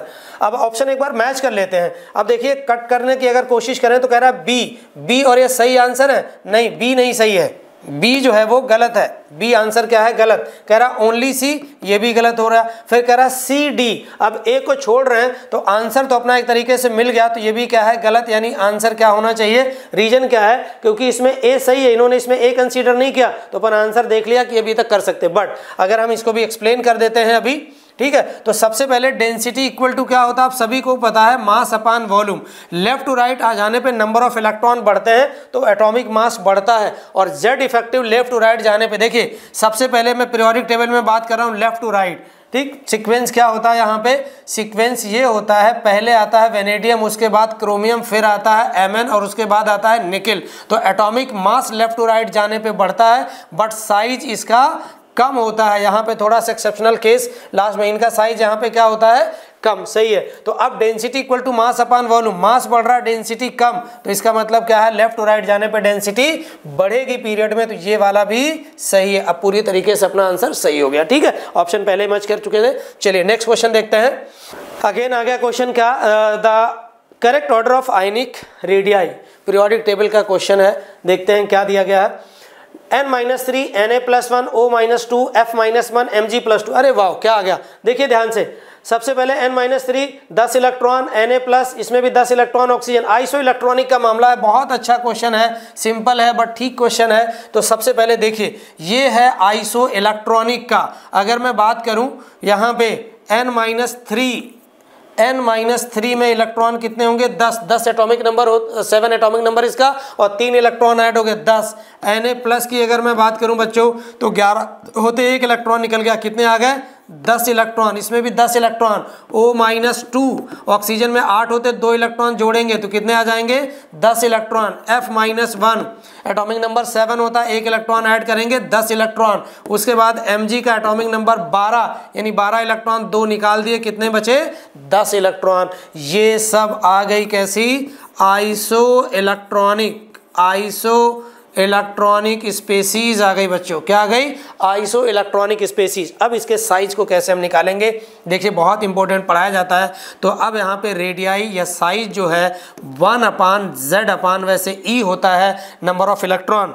ई मतलब यहाँ पे क्या है, नंबर ऑफ इलेक्ट्रॉन, लेकिन नंबर ऑफ इलेक्ट्रॉन चूंकि सभी में क्या है, सेम है, तो इसलिए सबके लिए सेम हो जाएगा। तो R1/Z, एक तो ये वाला फॉर्मूला लगता है यहाँ पे, और दूसरा और भी बताएंगे तरीका क्या है इसका। तो सबसे पहले Z किसका कम है, अगर Z की बात करेंगे तो इसका Z है 7, इसका है 11, इसका है 8, इसका है 9, इसका है 12, यानी इसका सबसे कम। तो n-3 का साइज सबसे ज़्यादा हो जाएगा रेडियस, फिर आएगा O-2, फिर आएगा Na+1, और उसके बाद आएगा Mg+2। तो ये तो हो गया कॉन्सेप्ट। दूसरा नहीं लगाना ये सब, ये तो समझा दिया। सिंपल चीज़ क्या करेंगे इसमें, अगर मैं ऑप्शन चेक करता हूं तो देखिए, सबसे पहले किसी भी स्पेसीज पे अगर माइनस चार्ज की वैल्यू बढ़ती है, माइनस चार्ज अगर बढ़ रहा है, और माइनस चार्ज बढ़ने से क्या होता है बच्चों, सिग्मा की वैल्यू बढ़ती है। माइनस चार्ज बढ़ने से क्या होता है, सिग्मा बढ़ता है, और Z इफेक्टिव बराबर होता है Z- सिग्मा। ठीक है, तो अब उसके बाद क्या होगा, सिग्मा अगर बढ़ेगा तो Z इफेक्टिव क्या हो जाएगा, यहाँ पे कम हो जाएगा, और Z इफेक्टिव कम हो जाएगा तो उससे साइज बढ़ेगा। इफेक्टिव न्यूक्लियर चार्ज जितना कम होगा साइज उतना ही ज़्यादा होगा। तो अब सिंपल बात है, यहाँ पे इलेक्ट्रॉन माइनस चार्ज ज़्यादा, तो सबसे ज़्यादा अगर साइज है इसका, अब ये नहीं आएगा यहाँ पे, नेगेटिव वालों का पहले ज़्यादा होता, तो इसका आंसर देखिए सेकेंड आएगा -3, -2, फिर F-1। ये प्लस चार्ज जितना ज़्यादा होगा साइज उतना ही कम, माइनस चार्ज जितना ज़्यादा होगा साइज उतना ही ज़्यादा। आप डायरेक्टली लगा सकते हैं, ये बहुत कॉमन कॉन्सेप्ट है। चलिए बच्चों, फिर अगला क्वेश्चन देखते हैं हम लोग। नेक्स्ट क्वेश्चन देखिए, इनऑर्गेनिक से है, समझाता हूँ इसे क्या कहानी इसकी। सबसे पहले एक रिएक्शन दी गई है, और बहुत सिंपल इस टाइप के क्वेश्चन आते हैं कई बार। एक एक्स कंपाउंड बन रहा है, फिर वो रिएक्शन करेगा, वाई बनाएगा, ये इस टाइप के। तो विच of the following statements is correct, कौन सा स्टेटमेंट इसमें से सही है ये हमें बताना है। ठीक है, क्या दिया गया है, रिएक्शन दी गई है NH2OH.HCl प्लस NaNO3, और बन रहा है X कॉपर के साथ, फिर रिएक्शन करा रहे हैं, इसकी Y बन रहा है Y, और प्लस A कोई गैस बन रही है। तो अगर विच of the following statement is correct, तो पहला क्या दिया गया है, A can be prepared by action of. A मतलब यहाँ पे क्या, पहले तो रिएक्शन का मेन क्या क्या प्रोडक्ट बनेंगे वो बना लेते हैं। तो देखिए सिंपली क्या है, अब इसकी रिएक्शन जब हम कराएंगे तो X की जगह बनता है नाइट्रस ऑक्साइड। क्या बनेगा बच्चों, नाइट्रस ऑक्साइड यहाँ पे बनेगा, और नाइट्रस ऑक्साइड की जब कॉपर के साथ रिएक्शन कराते हैं तो कॉपर ऑक्साइड बनता है, और यहाँ पे जो A है वो नाइट्रोजन गैस बनती है। कॉमन रिएक्शन है यहाँ पे। तो अब देखिए क्या करना है, ये बना, और इसके बाद यहाँ की कहानी और आगे हम बढ़ाएंगे। तो सबसे पहले कॉपर मेटल के जो ऑक्साइड है वो बेसिक नेचर के होते हैं। पीरियोडिक टेबल में सिखाया जाता है कि नॉन मेटल के ऑक्साइड जनरली जो है वो एसिडिक होते हैं, और मेटल के ऑक्साइड बेसिक होते हैं। तो अब यहाँ पे ये बेसिक ऑक्साइड बना, यहाँ पे N2, अब N2 बना है, और N2 जो है गैस है, और कलरलेस गैस होती है ये नाइट्रोजन गैस, कलरलेस गैस होती है। और according to molecular orbital theory, molecular orbital theory के according number of unpaired electron इसमें कितने हो जाएंगे? 0, क्योंकि टोटल नंबर ऑफ नाइट्रोजन में इलेक्ट्रॉन कितने होंगे? 14। तो 10 इलेक्ट्रॉन बेटा किसमें हो जाएंगे? बॉन्डिंग में, और 6 हो जाएंगे एंटी बॉन्डिंग में। बॉन्ड ऑर्डर आता है 3 और सारे इलेक्ट्रॉन यहाँ पे फुल्ली पेयर्ड होते हैं। तो नंबर ऑफ इलेक्ट्रॉन कितने आ गए? अनपेयर्ड इलेक्ट्रॉन 0 आ गए। नंबर ऑफ अनपेयर्ड इलेक्ट्रॉन 0, तो इसलिए ये स्पेसीज कैसी हो जाएगी? डायामैग्नेटिक हो जाएगी यहाँ पे। इतना तो स्टैंडर्ड इंफॉर्मेशन इस रिएक्शन की है। अब आगे देखते हैं क्या होने वाला है। ठीक, तो अब कह रहा है A can be prepared by action of ZnNaOH on Na। कह रहे हैं कि इस पे अगर हम इसका एक्शन करवा देते हैं तो क्या यहाँ पे ए प्रिपेयर्ड होगा? ए का मतलब यहाँ समझो क्या है, ये बोल रहा है क्या ये जो है वो नाइट्रोजन गैस बनाएगा। तो इसमें समझ लीजिए, ध्यान रखिए, रिएक्शन है यहाँ पे नाइट्रोजन गैस प्रिपेयर्ड नहीं होती है, यहाँ पे अदर कंपाउंड बनते हैं। दूसरा कह रहा है ए इज पिंक कलर। ए मतलब क्या बोला, इसकी इंफॉर्मेशन लिख दी। कह रहा है ए जो है यानी नाइट्रोजन गैस पिंक कलर की होती है। गलत बात हो गई, ये पिंक कलर की नहीं होती। और कह रहा है पैरामैग्नेटिक गैस है, गलत बात है, पैरामैग्नेटिक नहीं है। ये इंफॉर्मेशन सारी हमने लिख दी क्या है? डाया। ये वाला गलत हो गया, पहला वाला गलत हो गया। अब बात करें, ए जो है कह रहा है क्या है? कलरलेस गैस है, डायामैग्नेटिक गैस है, which combine with aluminium on heating. तो एक बात सही हो गई, दूसरी बात सही हो गई। अब तीसरी बात को देखने के लिए हमें क्या करना है? अब यहाँ पे कह रहा है कि भैया नाइट्रोजन जो है एल्यूमिनियम के साथ क्या रिएक्शन करेगा? हीट करने पे कंबाइन करेगी। हाँ, ये कंबाइन करती है और ALN जो है कंपाउंड बनाता है यहाँ पे। ठीक है, तो ये बिल्कुल सही बात है। अब कह रहा है Y is an amphoteric, Y is an amphoteric. कह रहा है क्या ये एम्फोटेरिक है? तो इसके लिए हमने लिखा था कि ये एम्फोटेरिक नहीं है। एल्यूमिनियम ऑक्साइड एम्फोटेरिक होता है, ZnO एम्फोटेरिक होता है। यानी जो नॉन मेटल और मेटल के ऑक्साइड, तो जनरली मेटल के बोला ना, मेटल के जनरली क्या होते हैं? जनरली जो है वो बेसिक होते हैं, नॉन मेटल के एसिडिक होते हैं। मेटलाइट के ऑक्साइड जो है वो एम्फोटेरिक होते हैं, लेकिन कुछ मेटल के ऑक्साइड भी एम्फोटेरिक होते हैं। ये पीरियोडिक टेबल में लिखवाया जाता है। तो अब ये वाला क्या कह रहा है? एम्फोटेरिक। तो ये एम्फोटेरिक नहीं है, बेसिक ऑक्साइड है। तो ये वाला भी गलत हो गया। तो सही आंसर क्या है अपना? सही आंसर है तीसरा, सी वाला। चलिए आगे बढ़ते हैं। अगला क्वेश्चन क्या, पहले तो क्वेश्चन पढ़े सब लोग। फॉर द एलिमेंट्री रिएक्शन, एक कोई एलिमेंट्री रिएक्शन है। एलिमेंट्री रिएक्शन का मतलब ये होता है कि सिंगल स्टेप में रिएक्शन हो रही है। M से N गए हैं। The rate of disappearance of M increase by factor 8। कह रहा है कि rate of disappearance of M की जो रेट है वो कितनी इंक्रीज हो रही है? वो इंक्रीज हो रही है 8 टाइम्स, 8 फैक्टर से। On doubling the concentration of M, अगर M की कंसंट्रेशन डबल करते हैं तो 8 गुना बढ़ जाती है। तो कह रहा order of reaction with respect to M के रिस्पेक्ट में ऑर्डर निकालिए। जेईई एडवांस में क्वेश्चन आया हुआ है, आप लोगों को दिखेगा। चलिए इसकी बात करते हैं हम लोग आगे।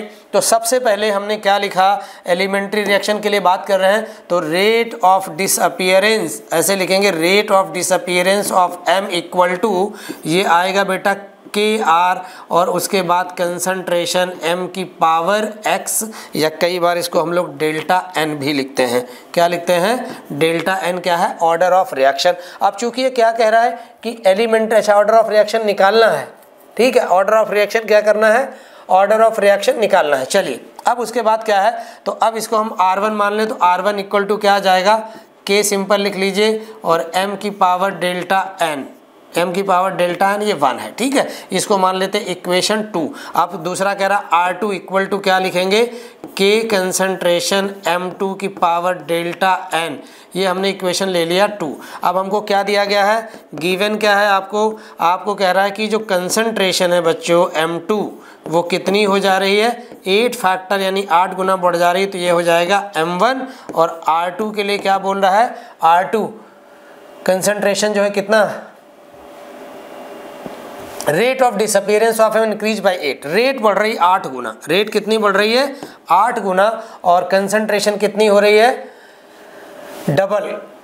अपॉन डबलिंग द कंसंट्रेशन, तो ये जो है कंसंट्रेशन कितने गुना बढ़ रही है? कंसंट्रेशन जो है वो 2 गुना बढ़ रही है। क्लियर बात है सभी को? अब उसके बाद इन दोनों की वैल्यू रख दीजिए यहाँ पे। तो इनको पुट कर देते हैं किसमें? Put in equation second. जब सेकेंड इक्वेशन में पुट करेंगे तो आपको क्या मिल जाएगा? ये मिल जाएगा 8R1 इक्वल टू ये रहेगा K और यहाँ पे इसकी जगह लिखेंगे 2 कंसंट्रेशन M1 और इस पूरे की पावर क्या रहेगा डेल्टा N। अब यहाँ पे आ गया 8R1 इक्वल टू यहाँ 2 की पावर डेल्टा N और इसको क्या लिख सकते हो K कंसंट्रेशन M1 और इस पूरे की पावर क्या लिखेंगे हम लोग डेल्टा N।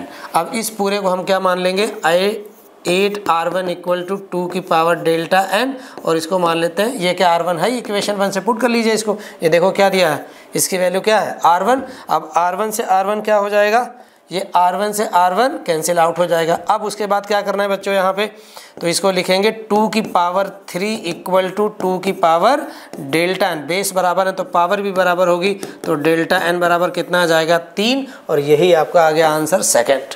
समझ में आया सभी को? सिंपल है, समझा रहे तो टाइम रहना, आप 2-3 लाइन में क्वेश्चन सॉल्व कर सकते हैं। नेक्स्ट आगे देखिए, चलिए फिर से देखिए क्या क्वेश्चन है। Which of the following is wrong order with respect to the property mentioned against each. अब फिर से क्वेश्चन देखिए क्या बॉन्डिंग से है वैसे तो, ठीक है। अब करते हैं इसे, बॉन्डिंग से है, बॉन्डिंग में एमओटी का क्वेश्चन है, मॉलिक्यूलर ऑर्बिटल थ्योरी से मोस्टली सॉल्व होगा। और एक ये थोड़ा अलग ऑप्शन है, बॉन्ड ऑर्डर का दिया गया है, ठीक है, बॉन्ड एंगल का है।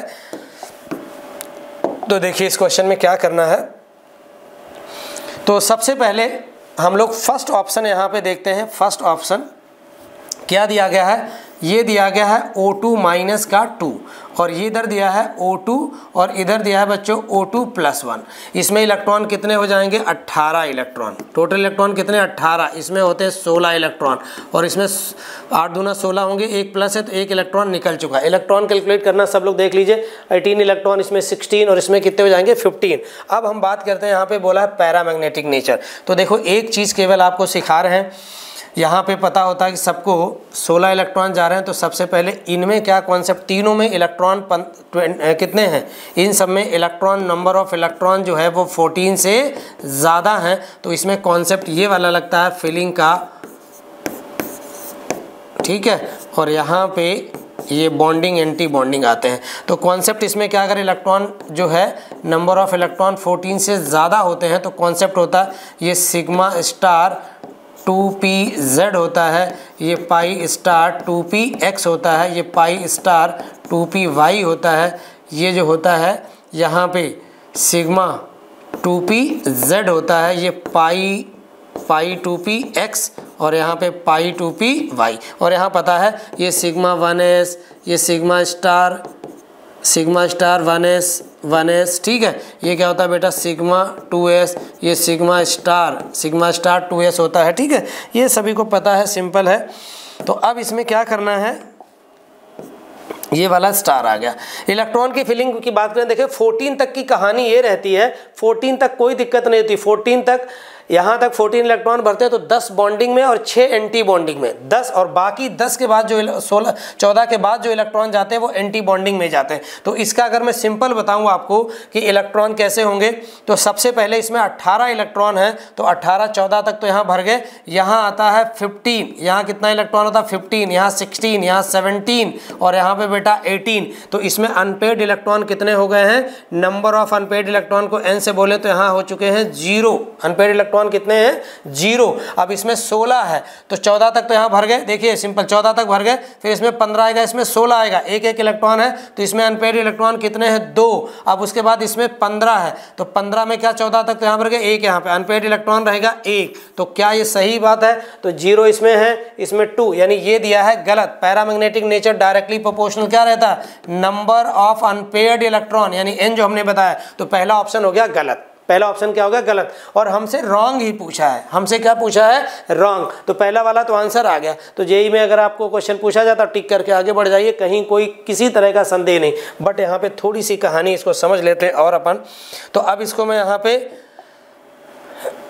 चलिए इसको लिखा रहने देता हूँ, भी आगे काम आएगा। दूसरा ऑप्शन चेक करवा देते हैं आपको, हालांकि ये मोटी लगेगा, इसमें कोई दिक्कत नहीं है। अब इसमें इलेक्ट्रॉन कितने देखिए, पहले तो NO-1 दिया है, NO क्या दिया -1, तो नाइट्रोजन में 7, ऑक्सीजन में 8, 15 और एक इसमें कितने हो गए 16 इलेक्ट्रॉन। NO में कितने हो जाएंगे, फिर ये NO में बेटा हो जाएंगे 15 इलेक्ट्रॉन, इसमें हो जाएंगे 14 इलेक्ट्रॉन। बात समझ गए होगे। बॉन्ड लेंथ की बात करा तो बॉन्ड ऑर्डर निकालना होता है। अब मैं यहाँ पे कलर थोड़ा लाइट ले लेता हूँ। देखिए इस वाले में इलेक्ट्रॉन कितने होंगे, इसमें इलेक्ट्रॉन होंगे 8 और 7 15, और इस वाले में इलेक्ट्रॉन होंगे 14। तो आप बॉन्ड ऑर्डर की बात समझिए। अब क्या है, बॉन्ड ऑर्डर NO14 है तो बॉन्ड ऑर्डर नाइट्रोजन N2 में 14 होता है, बॉन्ड ऑर्डर इसमें रहेगा 3। बॉन्ड ऑर्डर इसमें कितना रहेगा, इसमें बॉन्ड ऑर्डर होगा बेटा 3। अब इसमें कितने 15 इलेक्ट्रॉन हैं, तो बॉन्डिंग में इसमें रहेंगे 10 माइनस एंटी बॉन्डिंग में 5/2, 2.5, तो इसके अंदर बॉन्ड ऑर्डर होगा 2.5 और इसके अंदर 16 है तो क्या आ जाएगा 10 - 6/2, यानी बॉन्ड ऑर्डर आ जाएगा 2। तो NO-1 में बॉन्ड ऑर्डर आ जाएगा 2। तो बॉन्ड ऑर्डर का क्रम क्या दिया है यहाँ पे ये, लेकिन हमसे पूछा है बॉन्ड लेंथ, तो हम जानते हैं बॉन्ड लेंथ रेसिप्रोकल होता है बॉन्ड ऑर्डर के, तो ये वाली बात पूरी तरह से सही है। यहाँ पे बॉन्ड लेंथ, बॉन्ड ऑर्डर का क्रम उल्टा है, यानी बॉन्ड लेंथ का क्या है सही, ठीक है, क्योंकि बॉन्ड लेंथ लिखा है बॉन्ड ऑर्डर नहीं लिखा है। अब उसके बाद ये क्वेश्चन देखिए, ये स्पेशली मैं बताऊंगा, ये बहुत अच्छा जो है ऑप्शन है तीसरा वाला, मोस्टली बच्चे इसे भी यहाँ गलत समझते हैं, तो इसको अब इरेज करते हैं अपन, फिर आगे बढ़ते हैं। तीसरे वाले की हम बात करते हैं, तीसरे वाले ऑप्शन की बच्चों, तीसरे वाले ऑप्शन की देखिए बात करते हैं अपन। तो तीसरे वाले ऑप्शन में क्या है H2, तीसरे वाले में H2 में इलेक्ट्रॉन कितने होंगे, H2 में 2 इलेक्ट्रॉन, और H2+1 में कितना इलेक्ट्रॉन होगा 1 इलेक्ट्रॉन, और उसके बाद He+2 में कितना इलेक्ट्रॉन होगा 3। कितने इलेक्ट्रॉन होंगे 3। तो सबसे पहले बॉन्ड एनर्जी की बात कर रहा है, और हम सब जानते हैं बॉन्ड एनर्जी डायरेक्टली प्रोपोर्शनल होता है बॉन्ड ऑर्डर के। किसके होता है, बॉन्ड ऑर्डर के। तो पहले तो बॉन्ड ऑर्डर वाला मामला देखते हैं क्या रहेगा। तो इसमें जब बॉन्ड ऑर्डर आप निकालोगे, बॉन्ड ऑर्डर, तो बॉन्डिंग में इलेक्ट्रॉन कितने हैं 2, एंटी बॉन्डिंग में 0/2 बॉन्ड ऑर्डर बना गया, H2 में से बॉन्ड ऑर्डर 1 होता है। यहाँ पे बॉन्ड ऑर्डर देखिए कितना रहेगा, 1 - 0/2 बराबर कितना जाएगा, यह आ जाएगा 0.5। इसका बॉन्ड ऑर्डर, बॉन्डिंग में कितने इलेक्ट्रॉन 2, एंटी बॉन्डिंग में 1/2 = 0.5।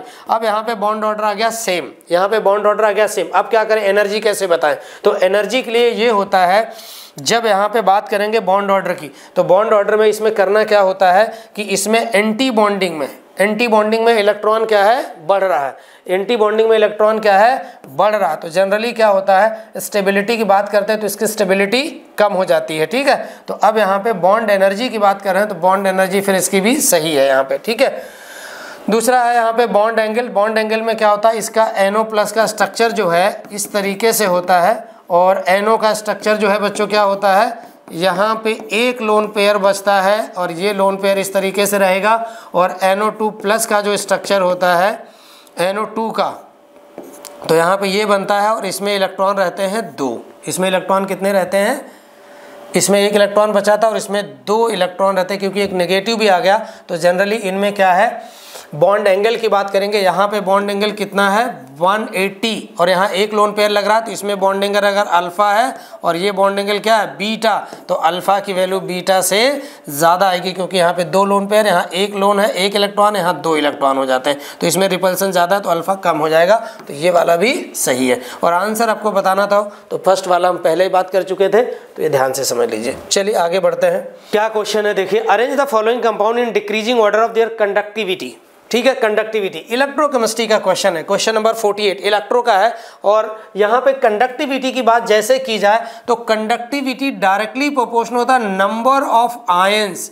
पहले क्या होता है, नंबर ऑफ आयंस। कई सारे कॉन्सेप्ट होते हैं, शुरुआत में ही पढ़ाया जाता है कंडक्टिविटी के लिए। तो अगर नंबर ऑफ आयंस ज़्यादा है तो कंडक्टिविटी ज़्यादा होगी, सिंपल सा कॉन्सेप्ट होता है। अब यहाँ देखिए, इसको जब तोड़ेंगे तो 4K+ और Fe कॉम्प्लेक्स कंपाउंड है बच्चों, ठीक है। माइनस का यहाँ 4 आएगा, टोटल नंबर ऑफ आयंस कितने आ गए 5।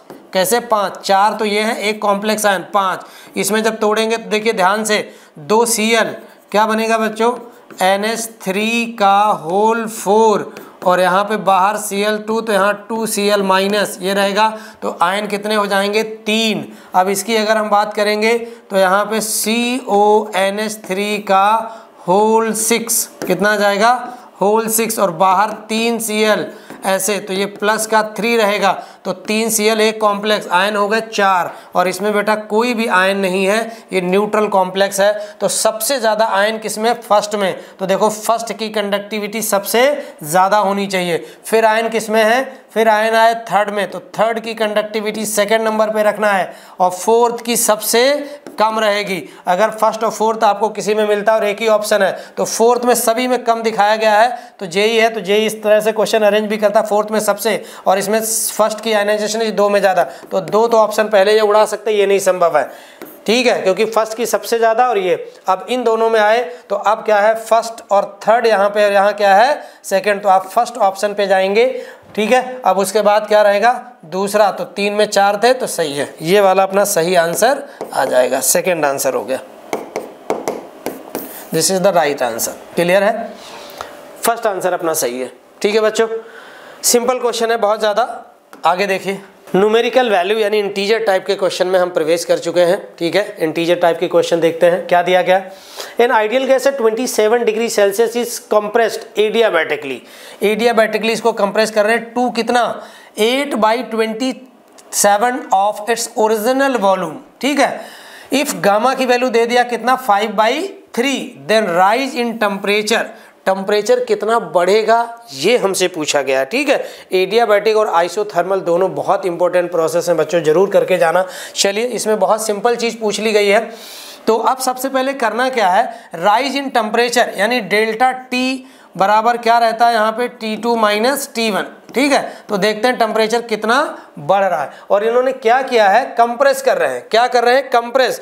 तो एडियाबैटिक एक्सपेंशन होता है तो टेम्परेचर उसमें कम होता है, और एडियाबैटिक कंप्रेशन होता है तो टेम्परेचर बढ़ता है, ठीक है। तो अब देखते हैं कितना टेम्परेचर बढ़ रहा है फाइनली, ये हमें देखना है। तो सबसे पहले यहाँ पे एक आता है T1 B1 की power gamma -1 equal to T2 V2 की पावर गामा -1, ये रहता है, ठीक है। तो T1 बेटा कितना दिया है 27 बोले तो 27, तो यहाँ से पहले हम लोग T2 निकालेंगे, ठीक है। तो अब क्या रहेगा 27 बोले तो 300 केल्विन, और V1 और गामा की वैल्यू है 5/3 - 1 इक्वल टू, ठीक है, V1 ये लिख दीजिए। अब यहाँ पे क्या कह रहा है V2, पहले तो मैं लिख देता हूँ V1 मान लीजिए जो भी दिया गया है। अब V2 बराबर क्या है, या V1 मान लीजिए, इसको V1 को V मान लो,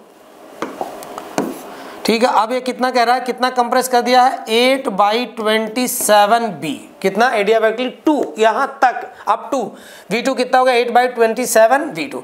तो अब यहाँ क्या रहेगा 8/27V की पावर 3/4 माइनस का 1 इंटू T2, ठीक, ये आ गया, और इसको हमने V ही माना, ठीक है। चलो अब इसके बाद सॉल्व करते हैं इसको, इस क्वेश्चन को सॉल्व करते हैं, तो कितना जाएगा 3 इंटू V की पावर, ठीक है, पावर ऐसे सेम अंदर तो V कट भी जाएगा, ठीक है। V क्या होगा कटेगा बच्चों, यहाँ से V जो है वो कैंसिल आउट हो जाएगा, यहाँ वाला V और ये वाला V, तो इसको तो उड़ा देते हैं अपन ऐसे ही,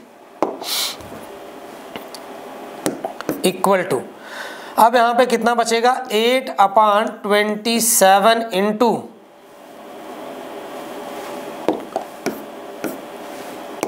ये था 5/3 - 1, तो कितना आ जाएगा ये 2/3, कितना आ जाएगा 2/3 इंटू T2। अब इसको सॉल्व करना है, थोड़ा सा ध्यान से सॉल्व करना है, ये आ गया इतना। अब इसमें बच्चों क्या करेंगे हम लोग, इसको लिखिए 2/3 की पावर कितना हो जाएगा 3 इंटू 2/3, 2 से 2 क्या हो गया कैंसिल आउट, 2 से 2 क्या हो गया यहाँ पे कैंसिल आउट, और यहाँ इंटू के क्या बचेगा आपका इंटू यहाँ पे अपना T2 अभी चल रहा है, ठीक है। अब ये कितना हो गया 300 इक्वल टू 300 और यहाँ हो जाएगा 4 इंटू 9, 4 इंटू 9 इंटू क्या रहेगा T2, तो T2 की वैल्यू कितनी आ जाएगी, T2 इक्वल टू आ जाएगा 4 से काटो पहले, तो इसको 4 से काटेंगे तो ये बचेगा कितना 75, कितना बचेगा 75, तो ये आ जाएगा बच्चों अपना 75 × 9।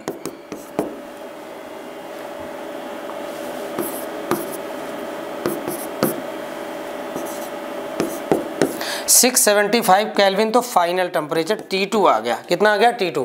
अब बात कर रहा है राइज इन टेम्परेचर। क्या कहे बात कर रहा है? राइज इन टेम्परेचर, यानी कि डेल्टा T इक्वल टू लिखेंगे T2 माइनस T1। पहले से इतना था ना, तो ये लिखोगे 675 माइनस का कितना आ जाएगा? 300। तो बच्चों कितना बचा यहाँ पे? 375 केल्विन। ये आपका सही आंसर होगा। समझ गए सब लोग? 375 is the right answer. Clear है? देखिए बहुत सिंपल है। सबसे पहले V1 दिया था, कितना कंप्रेस किया गया है? तो V2 जो है V1 का 8/27 टाइम्स हो गया V2। तो हमने करना क्या है? फॉर्मूला सबको पता होता है, T1 V1 में ये रिलेशन होता है, T1 V1 TV की power gamma -1 equal to constant आता है। T1 V1 में, T1 P1 में और P1 V1 में रिलेशन होता है। तो टेम्परेचर वॉल्यूम दिया तो ये वाला लगा लिया। ठीक है, बहुत सिंपल है। 7.75 gram of adiabatic acid what dissolve in dibasic acid what dissolve in water and dilute to 250 ml। 35 ml of this solution was neutralized by 15 ml of one normal NaOH solution. The molecular weight of acid will be। ठीक है, देखिए बहुत अच्छा question दिया है बच्चों, important mark कर लेना इसको। क्या कहानी है इस क्वेश्चन की समझते हैं। तो सबसे पहले जो है हमें कोई डायाबेसिक एसिड दिया है। डायाबेसिक एसिड, उसका मॉलिक्यूलर फार्मूला हमको पता होता तो दिक्कत ही नहीं थी। नहीं पता है यानी मॉलिक्यूलर मास निकालना है, मॉलिक्यूलर फार्मूला नो। लेकिन डायाबेसिक एसिड है तो इसका एक्स फैक्टर की जरूरत अगर तुम्हें पड़ जाए ना, तो एक्स फैक्टर इसका बेटा 2 लेना है, जरूरत पड़ेगी। देखते हैं एक्स फैक्टर 2। तो सबसे पहले कह रहा है कि 5.75 gram dibasic acid dissolve in water and dilute to. कितना डाइल्यूट करके बनाया जा रहा है? 250 ml, यानी फाइनल वॉल्यूम कितना है? तो सबसे पहले हम लोग क्या करते हैं, हम लोग यहाँ से निकालते हैं इसकी मोलारिटी। क्या निकालते हैं? मोलारिटी। ठीक है, तो अब सबसे पहले देखिए तो कैसे इसको करेंगे हम लोग। तो मोलारिटी इक्वल टू क्या रहेगा बच्चों इसकी? इसका वेट है 5.75 अपान मोलर मास पता नहीं है तो अननोन है। अब फाइनल सोल्यूशन कितना हो चुका है? फाइनल सोल्यूशन इसने डाइल्यूशन के बाद बोल दिया कितना? 250। तो फाइनल सोल्यूशन ये हो गया और इनटू 1000 से मल्टीप्लाई करेंगे। ठीक है, तो अब यहाँ पे इसको काटेंगे तो कितना जाएगा? 4। इसको इतना लिखा रहने दीजिए, चाहे मल्टीप्लाई कर लीजिए। तो 5.75 × 4 अपान ये आ गया। ये मोलर मास है, ये मोलारिटी है, ध्यान से समझना। अब कह रहे हैं इसकी मोलारिटी तो इतनी आ गई। मोलारिटी क्या आ गई? ये। अब मोलारिटी की बात करा, इस सोल्यूशन में से हमने कितना निकाल लिया? न्यूट्रलाइज कितना करा रहे हैं? 35 ml। यानी जो एसिड का सोल्यूशन है वो बेटा कितना दिया गया है आपको? वो उसमें से हमने कितना ले लिया? 35 ml। और इसकी मोलारिटी हमें दे दी गई है, ये वॉल्यूम हो गया और मोलारिटी m1 मान लेते हैं। ये अपने को दे दिया गया 5.75 × 4 अपान मोलर मास m'। एसिड का मोलर मास ये दिया गया है, डायबेसिक एसिड ये आ गया। अब कह रहे हैं इसको हम किससे न्यूट्रलाइज करवा रहे हैं? अब इसको हम न्यूट्रलाइज करवाने जा रहे हैं किससे? इसको न्यूट्रलाइज करने वाले हैं 15 ml और 1 नॉर्मल किससे? NaOH सोल्यूशन से। क्लियर है? क्या बताया था तुमको यहाँ पे? इसके लिए बताया था क्या लगाएंगे? M1 V1 X1 equal to M2 V2। और अब चूंकि नॉर्मलिटी लिखी है तो आप यहाँ पे नॉर्मलिटी लिख लीजिए। तो लगेगा क्या यहाँ पे? N2 और V2। N2 और V2 ये आपने लिया है एसिड का और ये किसका है बेटा? बेस का लिया है। तो ठीक है, एसिड। अब मोलारिटी कितनी देखिए? 5.75 × 4 अपान कितना रहेगा? अपान में आएगा कितना? मोलर मास एसिड का। किसका? मोलर मास एसिड का। ठीक, और इसका वॉल्यूम कितना लेना है अपने को? वॉल्यूम इसका लेना है बेटा कितना? 35 ml और इनटू एक्स फैक्टर कितना है? 2। ध्यान से समझना, दोनों वॉल्यूम चूंकि ml में है तो रख लीजिए, कोई समस्या नहीं है। नॉर्मलिटी 1 × कितना रहेगा यहाँ पे? इसका है 15। कितना है? 15। तो हमें निकालना है मोलर मास एसिड का। तो बस मोलर मास एसिड का निकालिए, ये आ जाएगा अपना 35 × 2। इसको 70 कर लीजिए क्योंकि कहीं कटेगा आराम से जाके। तो 75 × कितना रहेगा? 4 × 7 0 और ये उधर ले गए और यहाँ पे आ गया है कितना 15। इसको सॉल्व करेंगे, सिंपल कैलकुलेशन है, हो जाएगी, कोई दिक्कत नहीं। और सॉल्व करने के बाद इसका आंसर 107 ग्राम पर मोल आएगा। आंसर आपको जो है अप टू बोल देता है कितने सिग्निफिकेंट फिगर में देना है, तो उसी हिसाब से फिर आंसर अपना करना। 107 आंसर आएगा इसका। ठीक है बच्चों, आगे बढ़े। चलिए अगला क्वेश्चन देखिए। दिया गया है आयनिक इक्विलिब्रियम से एनीथिंग। देखते हैं what is the ratio of uncomplexed to the complex Zn ion in a solution of 10 molar in ammonia if the stability constant of Zn NH3 का whole 4 plus 2 charge is 3 into इतना will be. ठीक है, तो अब हमसे बोल क्या रहा है, answer up to 2 significant figure देना है, 2 सिग्निफिकेंट फिगर तक देना है आंसर। ठीक है, चलिए अब उसके बाद क्या करना है बच्चों, यहाँ पे लिखा .10 की पावर 15, ये लिख देता है, इसका मतलब हमेशा समझा करिए।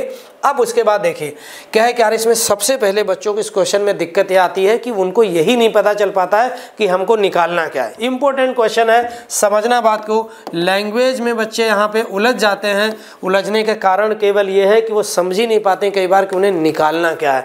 देखिए सबसे पहले अब सोल्यूशन इसका समझते हैं। Zn को हमने कहाँ मिलाया, Zn+2 को किसमें, NH3 में। क्या बनाता है, कॉम्प्लेक्स। Zn है Ag+ है, कॉम्प्लेक्स बनाता है इसके साथ में बहुत आसानी से। तो अब यहाँ पे क्या करना है, NH4 NH3 है, अमोनिया है, इक्वल टू क्या बनेगा, ये बनेगा Zn NH4 का NH3 का होल 4 और यहाँ पे +2 चार्ज जैसा बोला गया है। तो अमोनिया 4 है तो यहाँ पे 4 आपको लगाना पड़ेगा, 4 आपको लगाना पड़ेगा। इक्विलिब्रियम है तो रिएक्शन लिखनी पड़ेगी आपको रिवर्सिबल। कैसी लिखनी पड़ेगी, रिवर्सिबल। देखिए क्या कहानी बोली गई है, ये जानते हो क्या कह रहे हैं, कह रहे हैं कि अनकॉम्प्लेक्स Zn का अनकॉम्प्लेक्स टू कॉम्प्लेक्स, यानी जो पूछ रहा है, देखिए मैं साइड में लिख रहा हूँ आपको, कह रहा है भैया ये बता दीजिए the what is the ratio of uncomplex Zn ion in the solution into ये, यानी Zn आयन की कंसंट्रेशन अपान क्या पूछ रहा है, और यहाँ पे Zn NH3 का होल 4 + 2 ये आपसे पूछा जा रहा है। बिल्कुल साफ इसको लिख लीजिए, इसी बात को सबसे ज़्यादा अच्छे से समझना, बाकी और क्वेश्चन में बहुत ज़्यादा दम नहीं है। ये लिख लिया। अब हमें क्या दिया गया, अब कह रहा है स्टेबिलिटी कांस्टेंट। स्टेबिलिटी कांस्टेंट का मतलब यहाँ पे ये होता है कि इसका जो है इक्विलिब्रियम कांस्टेंट की बात की गई है। ठीक है, तो अब इसकी वैल्यू दी गई है, इसको फॉर्मेशन करके भी लिख देते हैं कई बार स्टेबिलिटी कॉन्सेप्ट करके। तो इसकी वैल्यू दी है 3 × 10⁹। अब क्या होता है यहाँ पे, तो के फॉर्मेशन इसका लगाओ, ये स्टेबिलिटी कांस्टेंट लिख दो, इक्विलिब्रियम कांस्टेंट। तो यहाँ पे क्या रहेगा बच्चों, इसको लिखेंगे Zn NH4 का NH3 का होल 4 और इस पे चार्ज कितना रहेगा, +2 अपान Zn +2 और यहाँ पे रहेगा NH4 का होल NH3 का होल 4। ठीक है, अब इसके मोल कितने दिए थे, 10, इसकी कंसंट्रेशन 10 मोलर दी गई है। इसकी कंसंट्रेशन कितनी दी गई है, 10 मोलर, इसको यूज करेंगे। ठीक, अब ये वैल्यू आपको दी गई 10 × 3 × 10⁹ इक्वल टू, अब इसको रख देते हैं अपन लोग। तो यहाँ क्या रहेगा बच्चों, Zn NH3 का होल 4 और यहाँ पे रहेगा +2 अपान Zn +2 और यहाँ पे क्या रहेगा NH3 का होल 4। NH3 की वैल्यू रख लेते हैं ना, आप इसको आगे क्यों बढ़ाना है। NH3 की वैल्यू कितनी दी गई है, NH3 की वैल्यू 10 दी है, 10 की पावर कितना लिखोगे, मोलरिटी 4। ठीक है, तो 10 की पावर 4 आ जाएगा। अब यहाँ पे करना कि हमको निकालना क्या, ये देखो इधर लिख दिया गया Zn +2। अब यहाँ पे इसको जब करेंगे हम लोग तो Zn उधर ले जाओ, इसको एक ही लाइन में, तो यहाँ पे ले आइए Zn +2 की कंसंट्रेशन अपान Zn NH3 का होल 4, क्या रहेगा, होल 4 और यहाँ पे कितना रहेगा अपना प्लस का 2 इक्वल टू। अब इसको क्या किया गया है, इधर ले गए, इसको यहाँ ले आए। अब इसमें मल्टीप्लाई अगर करेंगे तो बेटा 1 अपान कितना रहेगा, 1/3 × 10⁹ और +4 ये आ जाएगा 13। कितना आ जाएगा, 9 और ये कितना है 10 की पावर 4 13 हो जाएगा। अब इसको हम लोग क्या करेंगे, ऊपर इसको ले जाएंगे तो क्या आ जाएगा 1/3। ये क्यों आगे स्टेप बढ़ाते हैं, इसी को यहीं कर लेते हैं। तो यहाँ पे फिर अपना क्या रहेगा, ये आ जाएगा 0.33 इंटू 10 की पावर -3 -13 ये आएगा। ठीक है, अब हम देखते हैं आंसर मिला के। तो यहाँ पे दे दिया 10 की पावर -15, तो अपन क्या करेंगे, ये वाले दोनों डेसिमल हटा दीजिए, तो यहाँ जाएगा 33 और इंटू 10 की पावर कितना हो जाएगा 15 माइनस का। तो यही वैल्यू बोला अप टू 2, यहाँ बोल भी दिया 2 सिग्निफिकेंट फिगर। तो फाइनली आंसर अपना कितना जाएगा 13 is the right answer for us. बात समझ में आई सभी को। अगला क्वेश्चन देखें। ठीक है, तो देखिए फिर से मैं बता रहा हूँ, सिंपली ये लिखा के बस ये बात समझनी, uncomplexed what is the ratio of uncomplex to complex Zn minus ion, यानी ये अनकॉम्प्लेक्स Zn जब कॉम्प्लेक्स बना रहा है तो क्या हो जा रहा है, ये वाला हो जा रहा है Zn NH3 का होल 4 और कॉम्प्लेक्स के ऊपर चार्ज कितना रहेगा प्लस, इसका रेशियो पूछ रहा है। ठीक है, ये चीज़ अपने को समझनी जब अमोनिया में इसको मिला रहे हैं। ठीक है, अगला क्वेश्चन देखिए क्या दिया गया है। तो when the heat of reaction at constant pressure is 2.5 into 10 की power 3 calorie at a 25 degree temperature, entropy change for the reaction is 7.4 calorie per degree। ठीक है, the gives free energy for the reaction will be delta G पूछ रहा है। बहुत simple question है, बहुत ही simple, answer के लिए बोल ही दिया गया है आपको कहाँ तक निकालना है आपको। चलो आगे देखते हैं। तो सबसे पहले हम सब जानते हैं, लिख लीजिए चीज़ें। तो क्या दिया है, heat of reaction at constant pressure, heat of reaction at constant. तो कांस्टेंट प्रेशर पे जो हीट होती है वो इंथैल्पी के बराबर होती है, किसके, इंथैल्पी चेंज के बराबर होती है, माइनस का 2.5 इंटू 10 की पावर 3 आ गई। ठीक है, 3 कैलोरी आ गई, क्या आ गई, कैलोरी। अब यहाँ पे और क्या दिया, एंट्रोपी चेंज बोले तो डेल्टा एस दिया गया है। अब डेल्टा एस बेटा कितना दिया गया आपको 7.4 कैलोरी पर डिग्री। ठीक है, ये दिया गया। हमें डेल्टा जी पूछा गया। अब हम सब जानते हैं डेल्टा जी बराबर होता है delta S minus T delta S, ये होता है। ठीक है, सब जगह स्पॉन्टेनिटी के लिए कंडीशन चेक करते हैं, कई चैप्टर में पढ़ा जाता है। ठीक है, तो डेल्टा एच की वैल्यू जो दी गई उसी के साथ लिखना, माइनस का। अब इसको मैं यहाँ पे लिख दूँ, अगर मल्टीप्लाई कर देता हूँ, माइनस का 250 2500 हो जाएगा, एक जीरो नीचे कटेगा तो आएगा यहाँ पे कितना 25 कैलोरी माइनस का, ये भी कैलोरी में ही दिया है तो दिक्कत नहीं है। अब टेम्परेचर रखना है 298 इंटू केल्विन में रखना है बच्चों, और ये दिया है 7.4, कितना दिया है 7.4। बस इसको थोड़ा सा मल्टीप्लाई करना है आपको। अब इसमें क्या होगा, जब इसे अपन मल्टीप्लाई करेंगे बच्चों, ये आ जाता है 2205 के करीब। ठीक है, इतना आ जाता है। ठीक, अब उसके बाद क्या है, पॉइंट डेसिमल आता है, तो इसमें भी बोल दिया गया सिग्निफिकेंट 2, लगभग 2 आता है आप करेंगे जब। तो अब उसके बाद ये जोड़ लीजिए तो आ जाएगा 4705.2 माइनस में, कितना रहेगा माइनस में। देखो ये माइनस साइन इसीलिए लगाया गया है, इंटीजर में आपको माइनस नहीं फिल करना है, यहाँ वाली ये वैल्यू पुट करना है। तो up to 4 significant, up to कितना बोला है यहाँ पे बच्चों, गड़बड़ है, अप टू कितना करना है, अप टू 4 सिग्निफिकेंट में जाना है। तो इसका आंसर आएगा 745, आंसर कितना रहेगा 745। 2 में रहता तो अब उसके बाद जो है 10 की पावर में लगाता, तो अब यहाँ पे ये आंसर इसका सही रहेगा। ठीक है, तो ये वाला क्वेश्चन कहाँ से था, अगर इस क्वेश्चन की बात करें तो ये क्वेश्चन बेसिकली थर्मोकेमिस्ट्री में पढ़ते हैं, थर्मोडायनेमिक्स में भी है, थर्मोडायनेमिक्स से रिलेट कर सकते हो, स्पॉन्टेनियस और नॉन स्पॉन्टेनियस प्रोसेस जब पढ़ते हैं वहाँ पे आता है। ठीक, अगला देखिए, आइसोटोनिक आ गया। आइसोटोनिक वर्ड वैसे तो लिक्विड सोल्यूशन में आता है, देखते हैं कहाँ से। 5.25% solution of substance is isotonic with 1.5% solution of urea. ठीक है, मोलर मास यूरिया का इन्होंने दे रखा है, जरूरत नहीं, 60 सबको पता होता है। In the same solvent, in the same solvent, एक ही सॉल्वेंट है। If the density of both solution are assumed to be 1 ग्राम पर centimetre cube, molar mass of substance, यानी ये जो सब्सटेंस इन्होंने यहाँ पे दे रखा है इसका मोलर मास आपको नहीं, अननोन है ना, तो मोलर मास आपको नहीं पता है। ठीक, अब इस क्वेश्चन को कैसे, और इसका आपको दे रखा है यूरिया का सोल्यूशन है, इन्होंने लिख दिया, नहीं तो यूरिया का फॉर्मूला सभी को पता होता है, लैब में तैयार किया जाने वाला पहला ऑर्गेनिक कंपाउंड है यूरिया। चलिए अब उसके बाद क्या है, तो हमें निकालना है। तो सबसे पहले बच्चों करना क्या है, इसमें आइसोटोनिक सॉल्यूशन की कंडीशन क्या होती है। आइसोटोनिक ऐसे सॉल्यूशन होते हैं जिनका ऑस्मोटिक प्रेशर बराबर हो, उनकी कंसंट्रेशन बराबर हो, तो ऐसे सॉल्यूशन को बोलते हैं आइसोटोनिक सॉल्यूशन। ठीक है, आइसोटोनिक, फिर नॉन आइसोटोनिक, और नॉन आइसोटोनिक दो प्रकार के होते हैं, हाइपरटोनिक और हाइपोटोनिक। चलिए ये सब डिस्कशन का नहीं, हम अपने क्वेश्चन पे जो है फोकस करते हैं।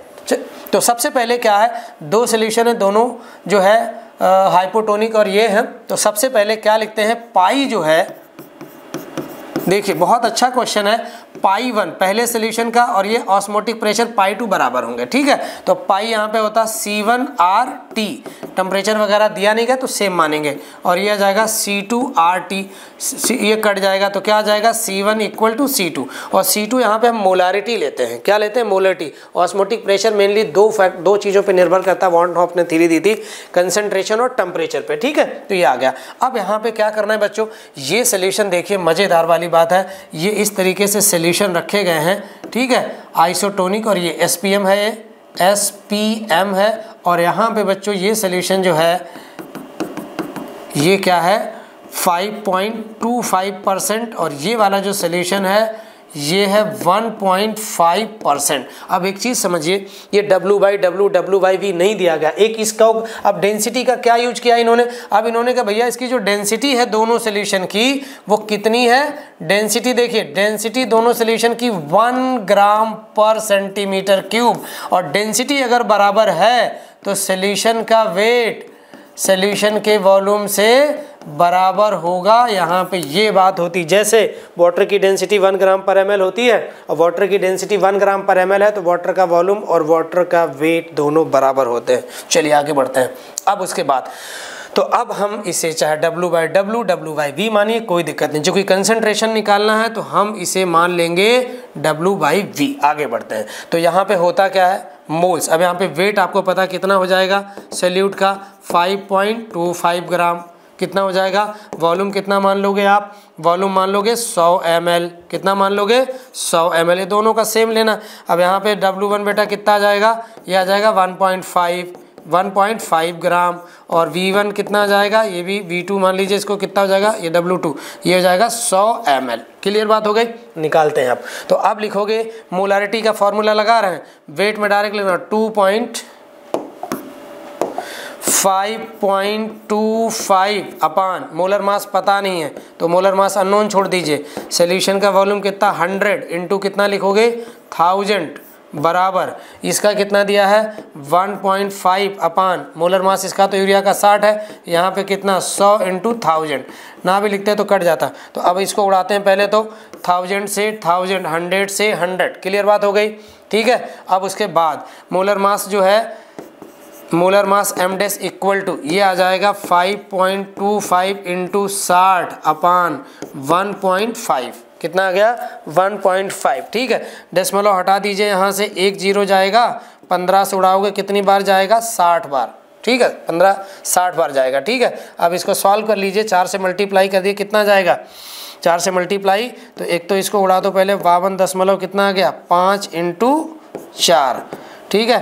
तो आ जाएगा 20 और 4 8 और 2 10 और कितना रहेगा 10, 20 और 210 आंसर आ जाएगा। कितना रहेगा 210 ग्राम पर मोल आंसर आ जाएगा। कितना जाएगा 210 ग्राम पर मोल आंसर आ जाएगा। क्लियर है बच्चों सभी को, ठीक है। तो ये अपना सही आंसर आ गया इंटीजर में, परफेक्ट। चलिए अगला क्वेश्चन देखते हैं, क्या दिया गया है। ए सॉल्यूशन ऑफ FeSO4 का whole thrice is electrolyte for x minute, कितने मिनट के लिए x मिनट के लिए, विद द करंट हम कितनी सप्लाई करें 2.5 ampere to the deposit to deposit 0.3482 gram of iron, the value of x is. अब इसमें वैल्यू तुमसे x की पूछ रहा है, यानी टाइम पूछ रहा है। क्या पूछ रहा है, टाइम। तो भैया देखिए, तुम जब भी इसे इलेक्ट्रोलाइट करेंगे, सोल्यूशन देखिए सभी लोग, Fe जो है किस फॉर्म में है 2SO4 का होल थ्राइस, यानी यहाँ पे Fe+3 है और उसके बाद 2SO4 नहीं 3SO4,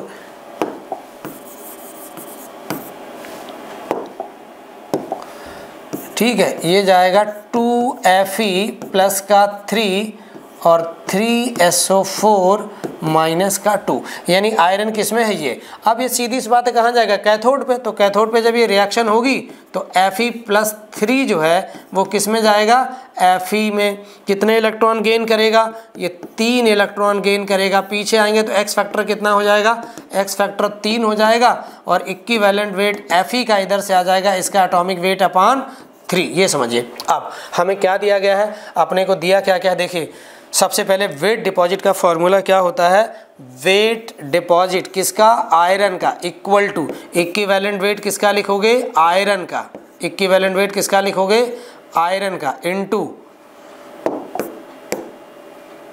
इक्विवेलेंट वेट आयरन का, इनटू रहता है I इंटू टी अपान कितना 96,500, ठीक है। वेट डिपॉजिट आपको दे रखा 0.3482 इक्वल टू, ठीक है। अब आयरन कितना इसका 56 होता है एटॉमिक वेट, इनटू आई कितना बेटा 2.5 और इसको हमने बोल दिया x मिनट है, ध्यान रखना इन्होंने क्या बोला है, x मिनट अपान 96,500। तो x इक्वल टू कितना रहेगा बच्चों, अब यहाँ पे कैलकुलेशन आपको करनी पड़ेगी, कोई ऑप्शन नहीं है आपके पास, ठीक है। 82 इंटू 9652,500 अपान कितना लिखेंगे 56 इंटू 2.5। अब एक बात जरूर ध्यान रखना, ये टाइम जो है तुम्हें निकालना है, ठीक है। टाइम किस में निकालना है, मिनट में, क्या करना है, मिनट में। तो सबसे पहले क्या है, और इससे जो है मिनट में निकालना है, तो मिनट में क्या, ये वाला टाइम जो है वो सेकंड में होता है, किस में होता है, सेकंड में। तो जब ये सेकंड में आएगा, मिनट में निकालना होगा, तो जो भी टाइम आएगा उससे आपको 1/60 डिवाइड करना पड़ेगा, तो मिनट में आएगा। इसको सॉल्व करेंगे तो 12 मिनट आपका आंसर आएगा। इतना काम आप खुद करेंगे, समझ गए, यहाँ कोई शॉर्टकट नहीं है, सिंपल है, हो जाएगा। अगला क्वेश्चन देखिए, चलिए जेल्डॉन मेथड जो है देखते हैं हम लोग। तो जेल्डॉन मेथड का क्वेश्चन दिया गया है, एस्टिमेशन ऑफ, क्या कह रहा है, during the estimation of nitrogen compound by Kjeldahl method the ammonia evolve by the 0.5 gram of compound. कोई कंपाउंड है जिससे अमोनिया कितना डिजॉल्व होता है, 0.5 ग्राम जो है compound neutralise 10 ml of 1 molar H2SO4, the percentage of nitrogen in the compound। Actually Kjeldahl method क्या करता है, कोई भी कंपाउंड उसमें परसेंटेज ऑफ नाइट्रोजन निकालने के लिए जो है एस्टिमेशन करवाता है, और इसका सिंपल फार्मूला ऑब्जेक्टिव के लिए क्या होता है ऐसी सिचुएशन के लिए। देखिए बच्चों ध्यान से सभी लोग, परसेंटेज जो है, percentage of nitrogen equal to 1.4 into normality into volume into upon W weight of compounds, क्या होता है, वेट ऑफ कंपाउंड। अब सुनिए, ये जो नॉर्मेलिटी है वो किसकी होगी, ये होगी बेटा एसिड की, किसकी होगी, एसिड सैंपल जो भी अपना एसिड है उसकी रहेगी, एसिड की, ठीक है। अब ये वॉल्यूम किसका रहेगा, ये वॉल्यूम भी एसिड का होगा, किसका वॉल्यूम होगा, एसिड का। और ये जो वेट है वो किसका होगा, कंपाउंड का, इस कंपाउंड का, ठीक है, इस कंपाउंड का वेट होगा जिसमें नाइट्रोजन उपस्थित है। तो सबसे पहले परसेंटेज निकालना, तो 1.4 इंटू नॉर्मेलिटी नहीं दी गई है, मोलारिटी दी। इसमें देखिए क्वेश्चन बहुत सारे इसके मिलेंगे आपको, वेरिएशन यहाँ क्या क्या मिलेगा। अब तुमको क्या दिया यहाँ पे, मोलारिटी 1, तो H2SO4 जो है इसकी मोलारिटी कितनी दी गई है, इसकी मोलारिटी दी गई 1। तो हम जानते हैं नॉर्मेलिटी इक्वल टू क्या होता है, मोलारिटी इंटू एक्स फैक्टर, और इसका बेटा एक्स फैक्टर होता है 2। बहुत सिंपल बात है, पता होगा सबको। तो 1 इंटू कितना लगा दोगे 2, तो नॉर्मेलिटी कितनी हो गई 2। अब देख लीजिए यहाँ पे, तो नॉर्मेलिटी कितना लिखेंगे 2, और वॉल्यूम कितना है 10 ml अपान कितना लिखेंगे, वॉल्यूम यहाँ पे ml में रखना एसिड का, ये है वॉल्यूम ऑफ एसिड, और किस में रखना है ml में, और वेट कंपाउंड का कितना 0.5, समझ गए। तो इस दशमलव से इस दशमलव को उड़ा दीजिए, 5 से इसको काटेंगे तो कितनी बार जाएगा, 5 से काटेंगे ये 2 टाइम्स जाएगा, तो 14 इंटू 4 कितना हो गया, 56% आंसर आ जाएगा। कितना जाएगा, 56% आंसर आ जाएगा टीचर में। क्लियर बात हो गई सभी को, आगे बढ़े। 58 क्वेश्चन नंबर देखिए, 58 क्वेश्चन नंबर क्या दिया गया है, फ्रीजिंग पॉइंट वगैरह आगे KF आगे, इसका मतलब यहाँ से दिख जाना चाहिए कि जो क्वेश्चन है वो किसका है, लिक्विड सोल्यूशन का है, कोलिगेटिव प्रॉपर्टी का है, ठीक है। KF जो है फ्रीजिंग पॉइंट से संबंधित है, KB KF इसमें आते हैं। मोलर एलिवेशन डिप्रेशन कांस्टेंट रहता है। चलिए 1 ग्राम ऑफ मोनोबेसिक, मोनोबेसिक मतलब बेसिसिटी कितनी है 1, एसिड H एक H+ आयन देगा in 100 gram water lower the freezing point by 0.145 kelvin, ठीक है। अब उसके बाद करा if 0.5 gram of same acid, यही एसिड किसमें 100,000 milligram of water required to 27 milligram of N/9 NaOH solution, sodium hydroxide solution for the complete neutralization, the percentage degree of dissociation of acid. जो acid है simply ये week acid है, कैसा है weak acid, और इसका हमसे अल्फा पूछ रहा है। क्या पूछ रहा है अल्फा। बहुत अच्छा क्वेश्चन है और जेई इस टाइप के क्वेश्चन लगभग आप देख लीजिए जाके पूछता है, क्योंकि इसमें कैलकुलेशन बड़ी माइन्यूट होती है, ठीक है। आप PYQ चेक कर लीजिए, इस टाइप के क्वेश्चन खूब सारे पूछे जाते हैं, तो थोड़ा सा कैलकुलेशन रहेगी इसकी। बहुत अच्छे से समझते हैं इस क्वेश्चन को बच्चों। तो इम्पोर्टेंट क्वेश्चन है, पहले तो जेई के लिए बहुत ही बेहतरीन क्वेश्चन है, बहुत अच्छा क्वेश्चन है ये। तो सबसे पहले 1 ग्राम मोनोबेसिक एसिड 100 ग्राम वाटर, ठीक है, ये है। तो सबसे पहले आई के देखिए क्या क्या फॉर्मूले होते हैं। अगर मैं यहाँ पे आपको बताऊँ फाइनल स्टेप HA है, HA वीक है, तो यहाँ पे हम लोग क्या जाएंगे H+ और A- में, किस में जाएंगे H+ और A-। शुरुआत में इसका मोलर कंसंट्रेशन 0 और ये कितना है ये, तो 1 - अल्फा, ये अल्फा बनेगा, ये अल्फा बनेगा। तो यहाँ पे N टोटल, ठीक है, कितना हो जाएगा N टोटल हो जाएगा 1 + अल्फा, यानी यही मैं लिख देता हूँ। इसका टोटल करने पे जो है N टोटल जो है डिसोसिएशन के बाद जो मोल आएंगे वो कितने आएंगे 1 + अल्फा। कितने आ जाएंगे बच्चों 1 + अल्फा। अब यहाँ पे क्या होता है, ये डिसोसिएशन से पहले मोल और डिसोसिएशन के बाद में। तो आई जो वॉन्ट ऑफ फैक्टर होता है, वॉन्ट ऑफ फैक्टर बच्चों क्या होता है, ये होता है मोल्स आफ्टर डिसोसिएशन, ठीक है। इलेक्ट्रोलाइट है तो सबसे पहले 2 तरीके की कोलिगेटिव प्रॉपर्टी होती हैं, नॉर्मल कोलिगेटिव प्रॉपर्टी और abnormal. Normal colligative property generally उसमें डिसोसिएशन एसोसिएशन नहीं होता है, लेकिन जब इलेक्ट्रोलाइट आता है तो उसमें बोलते हैं कि डिसोसिएशन से पहले एक कोलिगेटिव प्रॉपर्टी उनको नॉर्मल और डिसोसिएशन के बाद एबनॉर्मल। तो आई बराबर होता है abnormal colligative upon normal colligative property, abnormal colligative property upon normal colligative property. तो इससे पहले जो मोल है वो कितने बेटा N, यहाँ पे इनिशियल जो है 1 है और ये N टोटल फाइनल हो गया। तो हम लोग क्या लिखते हैं N टोटल फाइनल अपान N टोटल इनिशियल। तो ये समझाने के लिए तो 1 + अल्फा आ जाएगा आई। तो अगर तुम्हें वॉन्ट ऑफ फैक्टर मिल जाए, क्या मिल जाए वॉन्ट ऑफ फैक्टर मिल जाए, तो आप अल्फा निकाल लेंगे, बस यही चीज़ है। अल्फा निकलेगा फिर 100 से मल्टीप्लाई कर देंगे तो परसेंटेज अल्फा निकल जाएगा। तो फाइनली हमें यहाँ पे पहले आना पड़ेगा, ठीक है। अब KF KB जो है KF दिया गया है हमको इसमें, ठीक है। डायरेक्ट एक और तरीका होता है, जैसे मान लीजिए कोई कोलिगेटिव प्रॉपर्टी देता तो उससे हम निकाल सकते हैं। तो यहाँ पे कैसे निकालेंगे, इसमें करना क्या है। अब इस क्वेश्चन में देखिए सबसे पहले हमें इसका मोलर मास नहीं दिया गया है, ठीक है। क्या नहीं दिया गया मोलर मास। अगर मोलर मास दिया होता तो मोलरिटी वाला कॉन्सेप्ट यूज करके निकालते, लेकिन देखिए अब कैसे करना है इसे।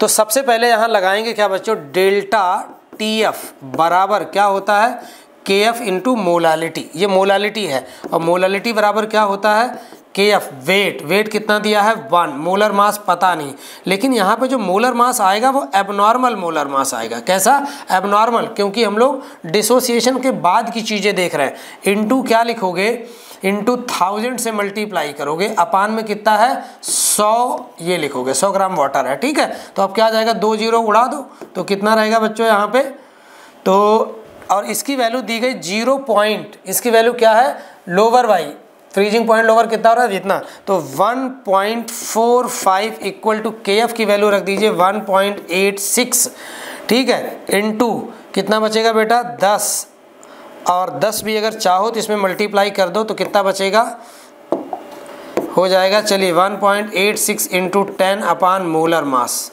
किसका एबनॉर्मल आ रहा, ध्यान से समझ लेना एबनॉर्मल। तो अब एबनॉर्मल मोलर मास जो है किसका है H, एबनॉर्मल मोलर मास बराबर कितना रहेगा 1.86 इंटू, ठीक है, क्या आ जाएगा ये 18.6 अपान 0.1 0.45 ये आ गया मोलर मास एबनॉर्मल वाला। ठीक है, आप कहोगे इससे क्या होगा, अब इससे आगे देखिए चीज़ें कैसे निकलेंगी। ये आ गया, फिर क्या कह रहा है, कह रहा है कि सेम यही इसी का 0.45 gram of acetic acid on 1000 milligram of water required 27 ml of ये। अब न्यूट्रलाइजेशन का कॉन्सेप्ट लगा दिया, किसका लगा दिया, न्यूट्रलाइजेशन का। अब हम लोग क्या करने वाले हैं, देखो ध्यान से, अब हम लोग करने वाले ये हैं बच्चों, तो मोलर मास हमारा क्या आ गया एबनॉर्मल। अगर इसको हम सिंप्लीफाई करेंगे यहाँ से, तो इसको अगर अपन सिंप्लीफाई करेंगे बच्चों तो क्या मिल जाएगा, मोलर मास 128 के करीब मिल जाएगा ग्राम पर मोल।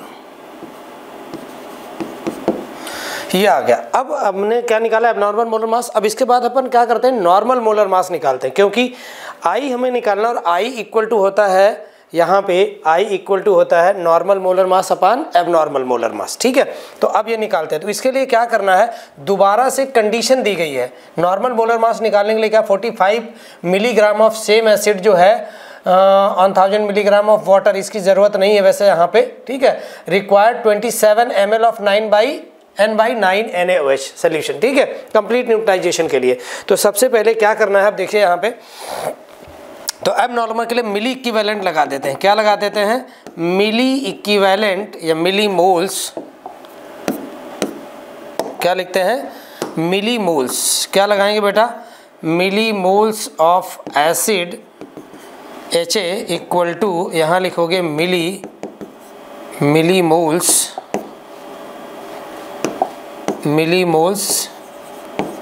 ऑफ किसके, बेस NaOH के। एसिड कौन सा है, एसिड ही लिख देते हैं सीधे। तो यहाँ पे हमने लिखा था HA। ठीक, अब तो इसका कितना दिया है, 0 मिलीमोल्स 0.45 अपान मोलर मास। क्या लिखेंगे, मोलर मास कौन सा वाला, नॉर्मल वाला।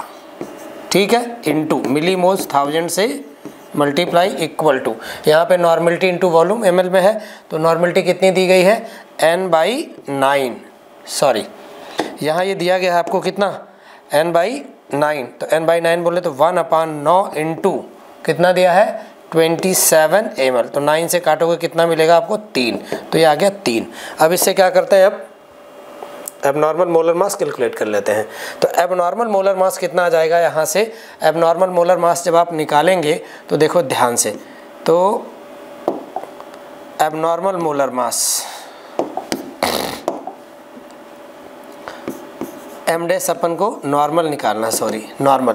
तो अब नॉर्मल निकालेंगे तो क्या आ जाएगा, यहाँ पे ये वाला डेसिमल हटाओगे तो 2 जीरो तो ये काटेंगे, तो कितना आ जाएगा यहाँ पे, ये आ जाएगा 45 0 और अपान में क्या रहेगा, ये 3 इधर आ जाएगा। कितना आ जाएगा, 3 अपन इधर लिखेंगे।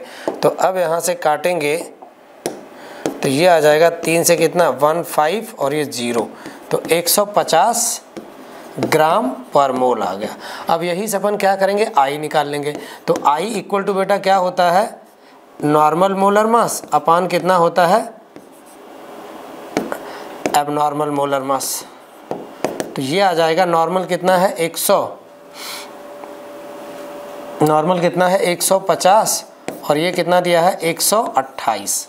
ठीक है, तो इसकी वैल्यू लगभग कैलकुलेट करेंगे तो 1.169 आएगी और इसे राउंड ऑफ करके जब हम लोग निकालेंगे तो आई इक्वल टू 1.17 आ जाएगा। ये कैलकुलेशन जेई में कई बार देता है, तो इसके लिए आप हैबिचुअल रहिए, कैलकुलेशन ऐसी करिए खुद से।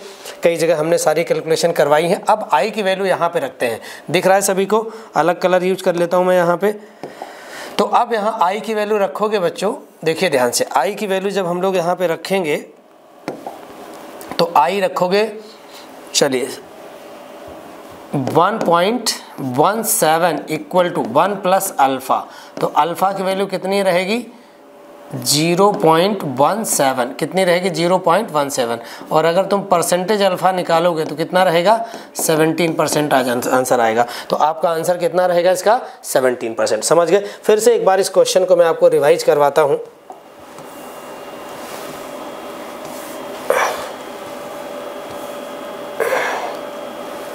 देखिए पूरा एक पेज पे आ गया। देखो बहुत ध्यान से, बहुत अच्छा क्वेश्चन है।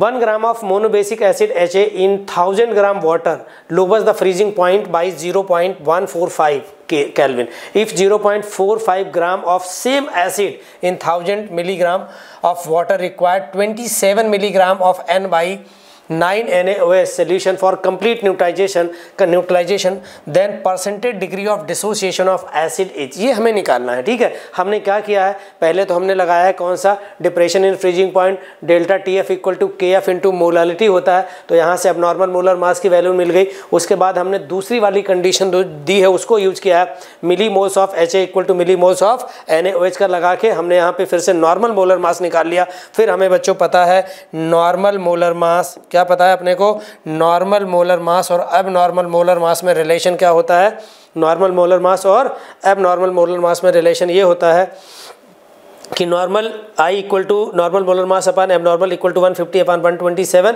तो 1.169 आ जाएगा। और इसको राउंड ऑफ करके हम लोग कितना लिखेंगे, इसको राउंड ऑफ करके हम लोग लिखेंगे 1.17, ये आ गया। इसकी वैल्यू रख के यहाँ पे अल्फ़ा निकाल लिया, पहले अल्फ़ा निकलेगा, हमसे पूछा परसेंटेज, तो परसेंटेज अल्फ़ा कितना आ जाएगा, ये आ जाएगा 17% आंसर आ जाएगा। समझ गए सब लोग, आगे बढ़े।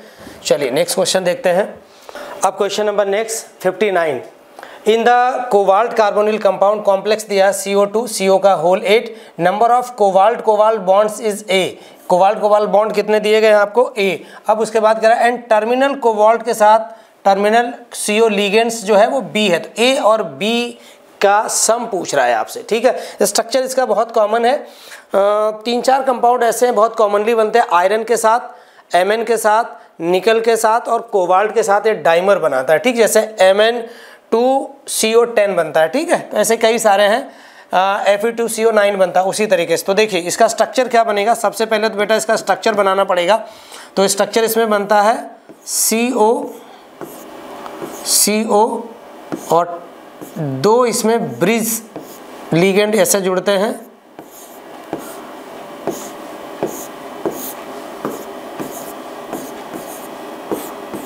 ये स्ट्रक्चर बना दिया। अब उसके बाद क्या करना है आपको, बस आपको यहाँ पे CO ऐसे बना दिया। ठीक है, अब इसको हम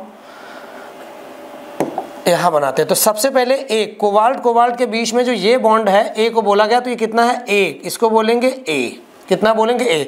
अब दूसरा इसने सारे नहीं बोला है CO, केवल कह रहा है टर्मिनल, यहाँ ध्यान से समझो, टर्मिनल CO लिगेंड्स के साथ। तो B यहाँ पे 1 2 3 और यहाँ पे 4 5 और 6, तो A टोटल बॉन्ड कितना है 1 और B कितने हैं 6। अब तुमसे पूछ रहा है A प्लस B बता दीजिए हमको, तो 1 प्लस B बराबर 6 बराबर कितना हो जाएगा, कितना हो जाएगा भाई 6 बराबर कितना हो जाएगा 7। तो ये आ गया कोर इंटीजर का, क्या आ गया, कोर इंटीजर। ठीक है, आगे बढ़े, नेक्स्ट क्वेश्चन देखिए। तो ये वाला क्वेश्चन जो है केमिकल काइनेटिक्स का है। क्या कह रहा है, consider graph between, last question है, consider graph between energy and reaction coordinates. ये ग्राफ हमें दिया गया है, बहुत सिंपल ग्राफ है, इससे क्वेश्चन पूछे जाते हैं। तो अब इसमें क्या दिया गया है, सबसे पहले रिएक्टेंट और यहाँ पे बन रहा है प्रोडक्ट, और ये रिएक्शन दिया है delta H equal to positive यानी एंडोथर्मिक रिएक्शन के लिए ग्राफ दिया गया है।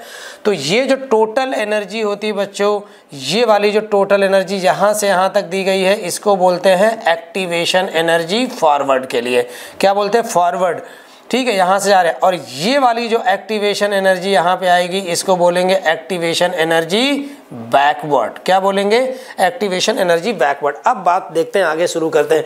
तो कह रहा है number of incorrect statement from the following, कह रहे ऊपर वाले इतना दिया गया है, तो इनमें इनकरेक्ट स्टेटमेंट कौन से हैं। तो ये क्या कह रहा है, activation energy of forward reaction is even, कह रहा है कि जो इवन है फॉरवर्ड रिएक्शन की एक्टिवेशन एनर्जी है, फॉरवर्ड रिएक्शन की एक्टिव नहीं, कह रहा फॉरवर्ड के लिए E1 plus E2 and product is less stable, product is less stable, तो less stable than the incorrect than the reactant. कह रहा जो प्रोडक्ट है प्रोडक्ट जो है वो लेस स्टेबल है रिएक्टेंट। तो सबसे पहले देखिए यही तो बोला, तो ये दोनों का सम बता रहा, तो ये बात पूरी तरह से सही है। जो टोटल एनर्जी E1 + E2 है ये फॉरवर्ड रिएक्शन की एक्टिवेशन एनर्जी है। और डेल्टा H के लिए बेटा क्या होता है, एनर्जी का जो ऑर्डर होता है, यहाँ दिख रहा है ऊपर, देखिए प्रोडक्ट की एनर्जी ज़्यादा, रिएक्टेंट की एनर्जी क्या है, कम। तो प्रोडक्ट की एनर्जी जो है वो ज़्यादा होती है किससे, रिएक्टेंट से। तो स्टेबिलिटी जो है, बहुत सिंपल बात है ये, स्टेबिलिटी जो है वो रिएक्टेंट की जो है वो ज़्यादा होती है। स्टेबिलिटी रिएक्टेंट की ज़्यादा होती है किससे, प्रोडक्ट से। स्टेबिलिटी रिएक्टेंट की ज़्यादा होती है प्रोडक्ट से। क्लियर बात हो गई। रिएक्टेंट जो है इसमें ज़्यादा स्टेबल होता है एंडोथर्मिक में, और प्रोडक्ट कम स्टेबल हो जाता है। तो ये बात पूरी तरह से सही है, पहला सही। फिर कह रहा है activation energy for forward reaction, forward reaction E1 E2 कह रहा बराबर है, सही बात है यहाँ तक। And product is more stable than the reactant, गलत बात है। यहाँ तक स्टेटमेंट सही है, लेकिन ये वाला स्टेटमेंट गलत है, ठीक है, इसलिए पूरा गलत हो गया। Activation energy of both forward and backward reaction is even, कह रहा फॉरवर्ड बैकवर्ड पूरा ऊपर बता दिया। पूरी तरह से ये स्टेटमेंट यहाँ तक गलत है, ये स्टेटमेंट गलत है। कह रहा है reactant is more stable than the product, ये वाली बात सही है। तो ओवरऑल ये वाला स्टेटमेंट सही है, ऊपर वाला गलत है, तो इसलिए क्या होगा, गलत। अब फोर्थ को देते हैं, activation energy of backward reaction is even, कह रहा कि बैकवर्ड रिएक्शन की एक्टिवेशन एनर्जी कितनी है, E1, बिल्कुल सही बात है यहाँ तक, बैकवर्ड की नहीं। और उसके बाद कह रहा product is more stable than the reactant, कह रहा प्रोडक्ट ज़्यादा स्टेबल है। बस यहाँ से जो है ये वाला स्टेटमेंट गलत हो गया, तो ओवरऑल ये भी गलत हो गया। तो पहला स्टेटमेंट पूरी तरह से सही है। ये हमारा फाइनल डिस्कशन था पेपर का। तो जितने भी क्वेश्चन थे हमने बहुत अच्छे से डिस्कस किए। होपफुली सारे सॉल्यूशन आपको बहुत अच्छे से समझ में आएंगे। बहुत मन लगा के बेटा इसमें पढ़ाई करिए, ठीक है, बहुत अच्छे से पेपर दीजिए। लगभग आई थिंक इस समय हम लोग बताते आए पहले से ही, आपको लगभग जो है 14-15 घंटे इसमें पढ़ना चाहिए। इसमें की पढ़ाई जो है बहुत ज़्यादा जो बेनिफिशियल होगी, और बेसिकली आपकी रैंक, आपके नंबर, आपका सिलेक्शन, सब कुछ इस समय की पढ़ाई पे निर्भर करेगा। खूब मन लगा के पढ़ाई करो, किसी भी फालतू की चीज़ में उलझना है ही नहीं। पेपर आइए यहाँ दीजिए, टीचर मिल जाते हैं, उनसे डाउट पूछ लीजिए, नहीं तो आपको सोल्यूशन दिया जा रहा है, इसलिए क्योंकि आपका समय ज़्यादा वेस्ट ना हो, ठीक है। थैंक यू एवरीवन, ठीक है। तो ऐसे हम लोग सारे पेपर के सल्यूशन आपको बहुत टाइमली प्रोवाइड करते रहेंगे, और आप सब अच्छे से अपने डाउट क्लियर करते हुए पढ़ाई करें। डरना बिल्कुल नहीं है, डरना नहीं है, क्योंकि डर के आगे जीत है, ठीक है। थैंक यू बच्चों, मिलते हैं नेक्स्ट पेपर के लिए।